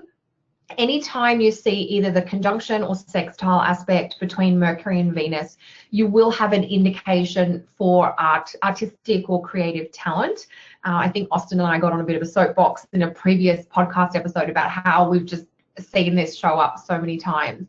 And so Venus conjunct Mercury, now Mercury is in its detriment, or in its detriment and fall. So Mercury is not going to be great for things like maybe detailed technical or mechanical work, but Mercury in Pisces is going to be able to do maybe some of the Pisces stuff, creative, emotional, intuitive stuff. And since Mercury is helped out by Venus there, he's going to sort of work in service to whatever she's got going on. And this is a lovely signature for a woman who made her living as a poet and a writer, that she spoke very eloquently about topics that were evocative. There were some 8th house themes to her writing and to her work, but they were very palatable in the way she discussed them. That palatability, that there's a pleasantness or I want moreness, that is a signature of Venus in the chart. And we see that here because we have a Venus ruled midheaven that is extra Venusian, because Venus is so strong in the chart by sign and so active because of the aspect. So this looks like a really simple sextile in the chart, but it's actually a special signature because Venus fits some of those criteria. It's making a really helpful aspect. It's in a sign that's got a lot of potential to offer it. And that's all we need, 2 layers here, and it's fantastic for her. So I just wanted to show how simple this can be. I know with Diana we had 3 or 4 factors. Here we really just have the 2 factors. But I guess we could throw in the third, that it is the ruling planet of the midheaven.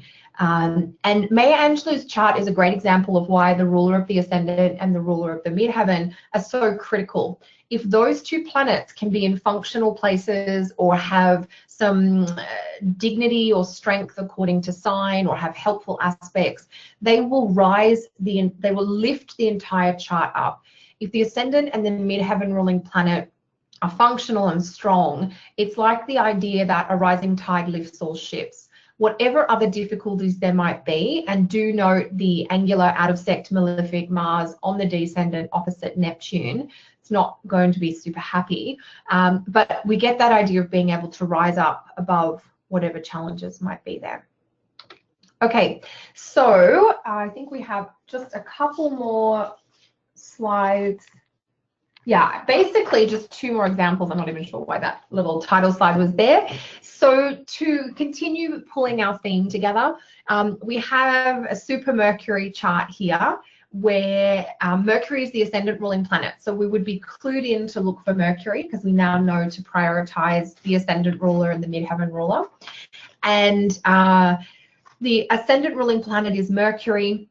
Mercury is placed in Virgo, and it is also conjunct Venus. So straight away, and it's in the 4th house. So that Mercury has 3 factors going for it. It's in a great sign, it's got a helpful aspect from a benefic, and it's in an angular house. So this is, somebody who would really exhibit the traits of Mercury. They would be more typical Mercury traits. Mercury in Virgo would be more technical, would be more specific, would be more detail-oriented, or more mechanical. And so that person would be able to draw on that gift in any avenue in their life because of their super-duper Mercury there. And one final example here, because I know we're getting towards the end of our time and we've probably got a few questions. This is an example to do with wealth, and this is a chart that I've used a fair bit because it's just such a great chart for teaching. So I apologize if you've seen this chart before. How do we figure out wealth potential? We start by considering the ruler of the 2nd house. And we have a look at the condition of that planet, where it is, what it's got going on. So we have a Libra 2nd house ruled by Venus. Venus is in Pisces. Now, in the whole sign system, she's in the 7th. If you were using a quadrant-based system, she would be in the 6th. So straight away, Venus is strong by sign for sure, and potentially by house, depending on what house system you're using. Venus is in a trine to Jupiter, and that would help alleviate any sixth house issues if you were using a quadrant-based house system. So first up, let me back up a second. When the ruler of the second is a planet placed in a water sign, that is going to indicate growth. Water signs are the 3 signs known as being fertile, and fertility is good for 5th house topics and for 2nd house topics where we want things to grow. So having the ruler of the second in a water sign is a great start. Having the ruler of the second in a water sign where it happens to be exalted says that any kind of growth is potentially going to be extreme or larger than life or over the top in some way. Now, if that ruler of the second is also an aspect to Jupiter, we're going to get those large themes made even larger, if you like. So we do get this sense that, yeah, this person looks like they would be able to make a lot of money, or they would be able to invest well the money that they do earn. Now, a little tip here on whether aspects are applying or separating. This is a separating aspect between Venus and Jupiter. Venus is already at 8 degrees Pisces, which means she has previously, just before birth, passed through the 4-degree Pisces marker, which would have been the exact trine to Jupiter. It's my personal working theory that separating aspects tend to manifest fairly early in life, and then we kind of sort of move beyond the fullness of their potential. Now, in this case, this separating aspect is a really positive one, and we might have wanted it to stick around. But if you've got an aspect in your chart that's fairly difficult, but it is separating, you will be able to find that you're able to move beyond whatever problems or issues are described by that aspect. So for this interpretation, the idea here is that it's a separating aspect that shows a lot of potential to do with wealth. So we would ask the client, you know, did you come into a lot of money or earn a lot of money while you were younger or fairly early in your career? And this is the chart of Emma Watson, who played Hermione in the Harry Potter films. And of course, she was only 6 or 7 years old when she auditioned and got the role, and worked through her entire teenage years. And the reason I clued into this chart as a great example chart is that she gave an interview when she was 18 years old, as the Harry Potter franchise was coming to an end, where she talked about how, you know, the quote is, "Let's be honest, I never need to work for money again." Which I was like, who's this, you know, what's happening in their chart? Because that's a very clear and honest, but very unusual statement for someone who was kind of born into, you know, wasn't born into wealth. And so we can see, yeah, great potential around money, likely to manifest earlier in life. And that was the case here for Emma Watson. So and the reason I wanted to do a house that wasn't an angular house as an example is to show you that you can assess each of the houses and each of their associated topics according to that house ruler. You know, what is the planet that rules this house, and then what is its condition? Is it giving us a problem like in Diana's chart, or is it giving us, you know, a great opportunity as in the case of Emma Watson's? So I think that's probably enough in terms of examples at this point.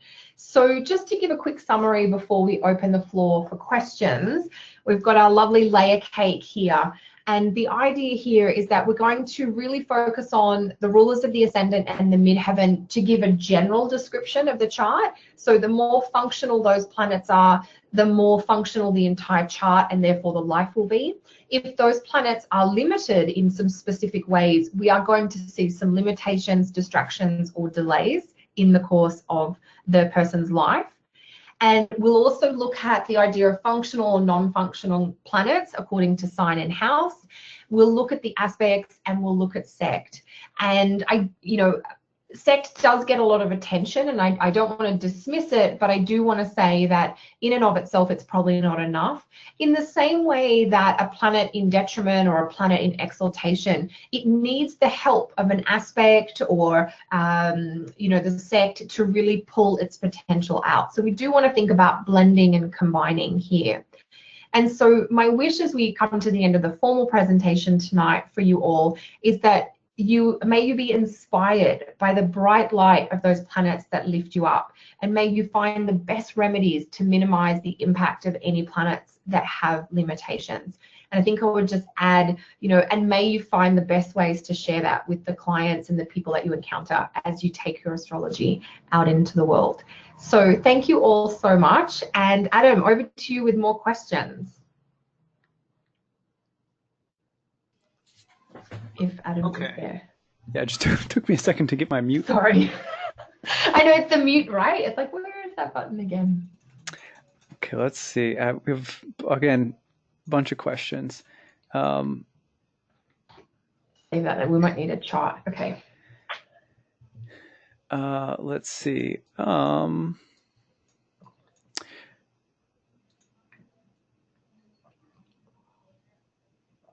How do you view out of sign aspects, assuming the orb is tight and applying? Not as strong as an in sign. I would tend to favor or prioritize aspects that are in sign, even if they are applying. Partly because like an out of sign trine, for instance, doesn't properly connect the planets according to the intention of the trine aspect and what it truly has to offer. So I would look for other in sign aspects maybe first before I would come to that. Next question is Anne. I never can pronounce her last name. Ortili, or how do you say that? Ortili? And we can just call her Astro Anne because we know who Anne. she is. Describe some events happening based on the age of the planet by degree corresponding to ages in years. Do you see this in your practice as well, or use this technique? Is there any literature on this in traditional astrology? There may well be. Off the top of my head, nothing is coming to mind. So basically, I think Anne's saying, like, if a planet's at 25 degrees, do you see something happening at like 25 years? I haven't noticed it, but that's not to say that it couldn't be a thing. And we have lots of compliments on your lecture, and lots of people are hungry for cake. Unfortunately, my lectures might make you hungry, and if we were doing this in person, I would have baked for you all. So sorry about that. That's fun. Let's see. See if I have any more questions down here. Prince Harry has Venus in the 10th house. I would say that he likes women who are famous. His wife is famous. Yes, his wife is famous. His previous girlfriends were really not that famous, especially not outside of England. His previous girlfriends were quite wealthy, but not as famous as the woman he ended up marrying, which may be a clue that he needed to look for a more famous woman to marry with Venus in the 10th. Partly because his Venus is quite strong in the 10th. Harry has Venus in Libra in the 10th. So that would be a woman who's perhaps famous for something. So we'll see that come through. Yeah. So Kelly, I have a question. Are there more questions? Yeah. Yeah. Okay, so let's say that you have, sometimes I'll get questions like people get a little distraught when they see like their money house rulers in Virgo or something. It's like, oh God. Yeah. It's like, oh no, it's and so one of the things that I've sometimes noticed is that you could think also like one way that the water can influence things is also like a watery planet, an aspect to your money house ruler, for example, can act as like a watering pot that yes. So would you think that that's a good way of thinking about it? It's beautiful, absolutely. Anytime you can get a bit of water into the second house, that's going to be really helpful. Right. The one thing I'll say about like the second house ruler in Virgo, for instance, think about what Virgo does really well. It likes to keep tabs on things. It can pay attention to detail. I mean, Virgo loves a spreadsheet, and when you're trying to, maybe organize your finances, that's not necessarily a bad skill to have. Sure, you can overdo it. And in the Emma Watson example, her ruler was Venus, which is a planet that has great strength in Pisces. But other planets that rule the second that end up in Pisces can be sometimes a little bit dazed and confused, because we want water for the second, but we don't always want too much unfocused Pisces, because that can be a little, not so aware. So sometimes also looking at the signs specifically can help. But I know, because Virgo is, not a sign associated with growth, that would definitely be a bit of a concern. But if that planet was in Virgo in aspect to Jupiter, that would be fine, I would think. Beautiful. I was thinking of that because sometimes when I talk about the water signs being prolific and sort of describe how they can indicate growth, someone inevitably says, oh no, my fifth house ruler or my second house ruler, and am I ever going to have kids or no? And Yeah. there's a lot of different conditions that could add growth to the equation. Yes, and for the fifth house, with the topic of fertility and children, I consider the ruler of the fifth, and I also consider the moon phase and the moon condition, and then I blend the two together, and you can really create a fairly specific profile of where somebody sits on a fertile barren spectrum when you combine the moon and the fifth house factors together. Brilliant. Kelly, that makes me wonder, do you have a seminar that you teach on fertility, fifth house kind of stuff? You know what? I did a podcast with Eugenia from Bridging Realities years ago where I kind of went through my method. So it was in a more casual discussion. I'd be happy to email the link around if anyone wants it. But I do need to put together a more formal presentation on the fifth house, because I've done a lot of work with clients around fertility stuff, timing fertility, even, timing things like IVF. As well. So it's a topic that I just find really interesting. So well, I can tell you right now that would make a spectacular follow-up for you in our program, maybe in a future series like next winter. Okay, that would be cool. You probably have enough work on your plate, but if you ever think you'd like to do that talk, I would love to have you for that. That'd be really fun. You know what? I got so much water in my jar. Let's just make more. Fertility talk. We should totally do that. Somebody was asking, I think, about the presentation. Adam, I'm totally happy to email the PDF around if anybody wants it. So they can just email me or however we want to do it. Very good. Okay. There are some more questions coming in. Can you see them now? Yeah, I can, because I think now you guys can see me. Okay, good. So there's like so many questions. Okay. I'll let you I don't even know how far to go back. Just holler if you need me. I'll just let you take them. Okay, cool. So somebody was asking about a combust moon. So a combust moon can talk about some challenges generally. It can talk about some challenges with the physical body, because that's a moon thing. But I would also then look at the house ruled by Cancer in the chart, because that combustion will potentially affect the Cancer part of the chart, which could be anywhere depending on your chart. Now, one of the positive things about planets that are combust is that they have access to wisdom, because that's what traditionally the sun represented. The light of the sun was like wisdom or divine knowledge. And so there can be this sort of weird spiritual component that combust planets have. And so I'm going to be talking more about that. Actually, I'm doing a webinar for Astrology University at the end of September, where we'll be looking at planets conjunct the sun. But hopefully that gives you enough to get started here as well. What if the water is coming from the 12th house to the second?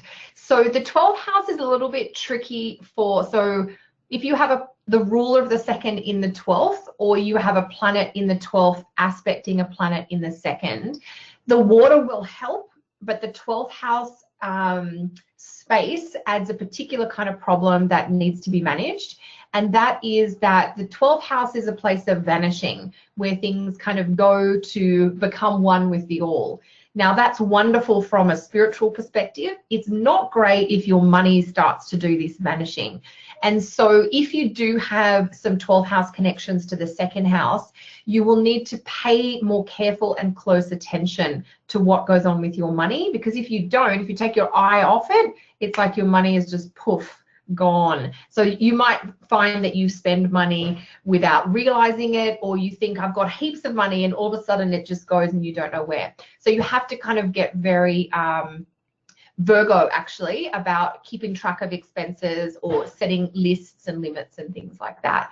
That's something I personally have, so I'm sort of sharing with what I have found works for me over time. It's manageable, like everything, and I always think that's the point when we say this part of the chart looks really functional. You don't have to pay that much attention to it, and it just takes care of itself. When a part of the chart's got a few tricks or limitations, we have to keep our eye on it. That's like a toddler, and if you don't watch them, they're up the stairs or in the room you don't want them to be before you know it. So that's where I think our free will or our focused attention, that is the resource we have, that we can draw on if we choose. Okay, so more questions here. Okay, so a lot of people have money issues, basically. Maybe there's a lot of 12th house money problems. But money is a really funny, thing. It's one of those things. This is the reason I like doing 5th house stuff. Is you sort of like, okay, have we fixed the problem? Do we have a pregnancy? Do we have a baby? Have we fixed the problem? Have we got a savings account? Have we got on top of the debt, kind of thing? So question here: how do you view a combust Mercury? So 2 things. Combust Mercury would indicate some problems, potentially delays or difficulties to do with the house ruled by Gemini and the house ruled by Virgo. It will often indicate someone who has a bit of a mercurial quality to their person. So they might be really into ideas or information, but I would encourage them to explore the wisdom path, because I think Mercury can be really used positively in service to the sun. And so that can be, the rituals or the language or the writing or the talking or sharing that is directed towards, knowledge or wisdom in some way. Okay, and here's a great question, because this is almost a little bit of a qualifier where there is some debate. What about a combust Mercury in Virgo? So that's a little bit interesting, because there you have Mercury in its own sign, and in fact Mercury in Virgo is exalted and it's in rulership. It's like the best Mercury you can have, but it's combust the sun. There is a theory that a planet is protected from combustion when it is in its own sign. The idea that when a planet's in its own sign, it's like it's in a chariot, a covered chariot, that somehow prevents the burning heat of the sun fully blocking the planet. I haven't always seen that to be true in practice, but it is one of the theories that we get from the origins of astrology. And so that would be like, if I saw a combust Mercury in Gemini or Virgo, I would be thinking, is this really a true combustion, or are there some, sneaky talents that come through here as well? So a question here: is it better for the planet to be in the back or ahead of the sun? It is better for the planet to be coming out of combustion rather than going into it. So let me just get an example here, because I'll need a visual to describe it. So if a planet is in a lower degree in the sign than the sun, which means the sun has already passed it, that can be helpful, although it does depend on the nature of the planet. Like if Mars is in a lower degree than the sun, then the sun is moving away from Mars, which means Mars is coming out of combustion. But if the moon is in a lower degree than the sun, then the moon actually moves faster than the sun, and it will still be overtaking. So a quicker moving planet than the sun, which would be the moon and sometimes Mercury and Venus, we would need to have them in a higher degree than the sun, which tells us they're escaping and moving away. But Mars or Jupiter or Saturn could be in a lower degree than the sun, and the sun moves faster than those. So that speaks a little bit to how we understand the speed of the planets as well. So I think we've probably come to the end of our questions there. Thank you all for coming and for sticking around so long tonight. It was really a pleasure to share. And thank you, Adam, so much for having me. Thank you so much for being here. Okay, can you guys see the screen? Yes, your screen is up now for sure. We can't see you, but your screen is there. Okay, well, let me just pop back on here. That's okay. Okay, awesome. That was super interesting, super informative, and I think everyone, I know I probably speak for everyone when I say we got a lot out of this tonight, so thank you, Kelly. That was just fantastic. My pleasure. Thank you for having me. Um, so I want to uh, ring the bell one last time for donations. I'm going to point it out here. Here is the um, page where you can donate. I'm putting the link in the box right now. It's 15 to 25 suggested donation. If you haven't yet, please consider pitching in and supporting our speaker tonight. Again, all that we raise in this speaker series goes directly to supporting whatever astrologer is giving a talk for the night.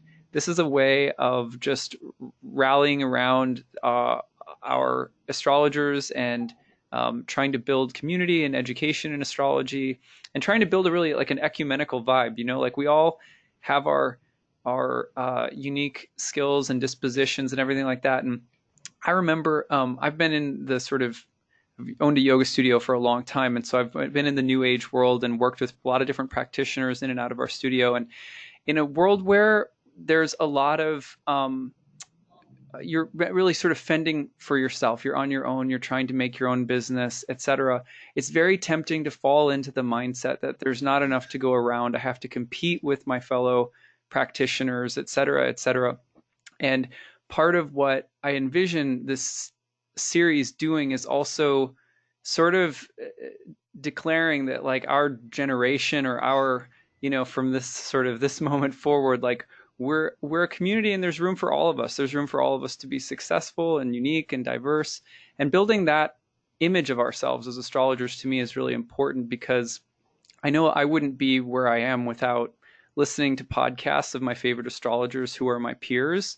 And I just I just don't think that there's any better way to promote healthy dialogue and conversation and growth as a field than to really just get behind our speakers and you know, support each other. So I also have to say that if I could go to astrology conferences more often and hang out with the people that I like and listen to them talk and just be around other astrologers, I would do it. And so one of the reasons I created this series was so that it'd be like a little mini conference that we could have online where 3 weeks in a row you get three cool speakers, you get to be around people and talk and, you know, kind of reignite your passion or interest in what you're studying. Because you know, sometimes it's like you again, you're like you're reading your favorite Liz Green book or you're taking a seminar from someone or something, but there's nothing like having like 10 different speakers in one afternoon at UAC or something, you know. So this is just like a mini drop dose of that with three speakers in a row. But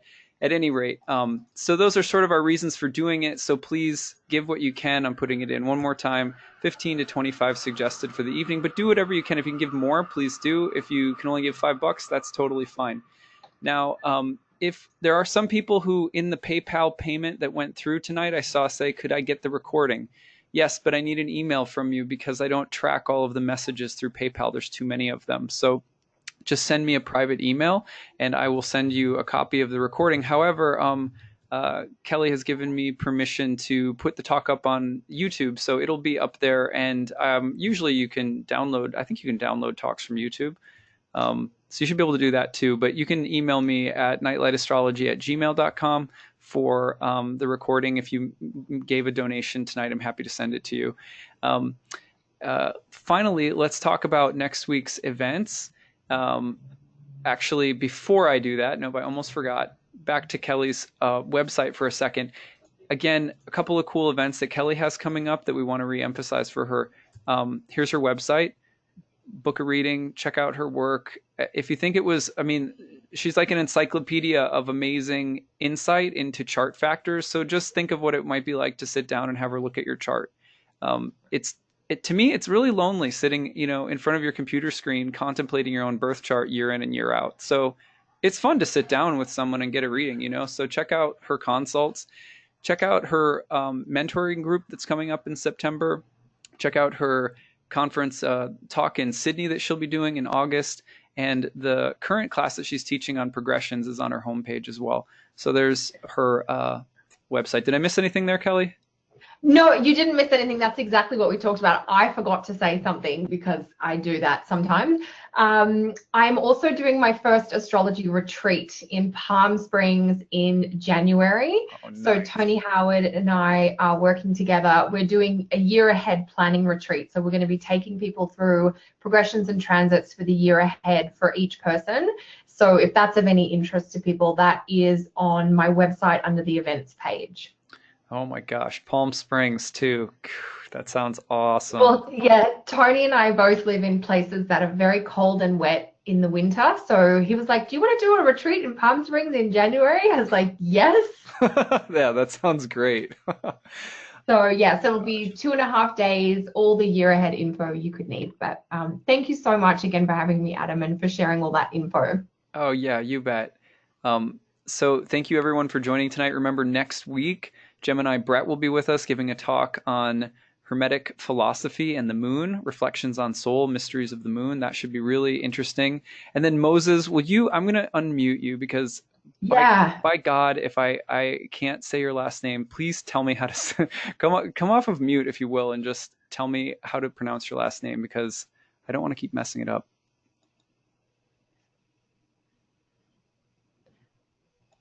Are you there? He might be gone.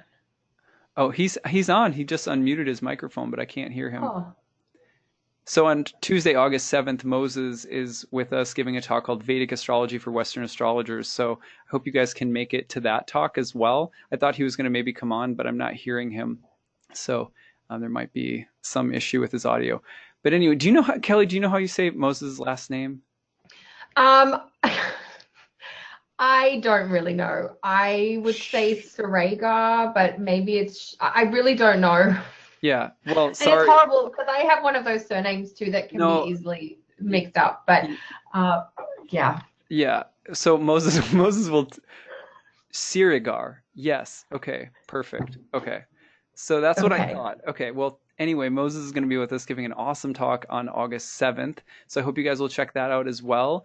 And yeah, that's next Tuesday night with Gemini Brett and then the following Tuesday night with Moses. So be sure to check those out. And thanks again, Kelly, for being here tonight. My pleasure. Thanks again for having me, Adam. I'll see you guys in a couple of weeks for Moses's talk. Okay, cool. Good night, everybody.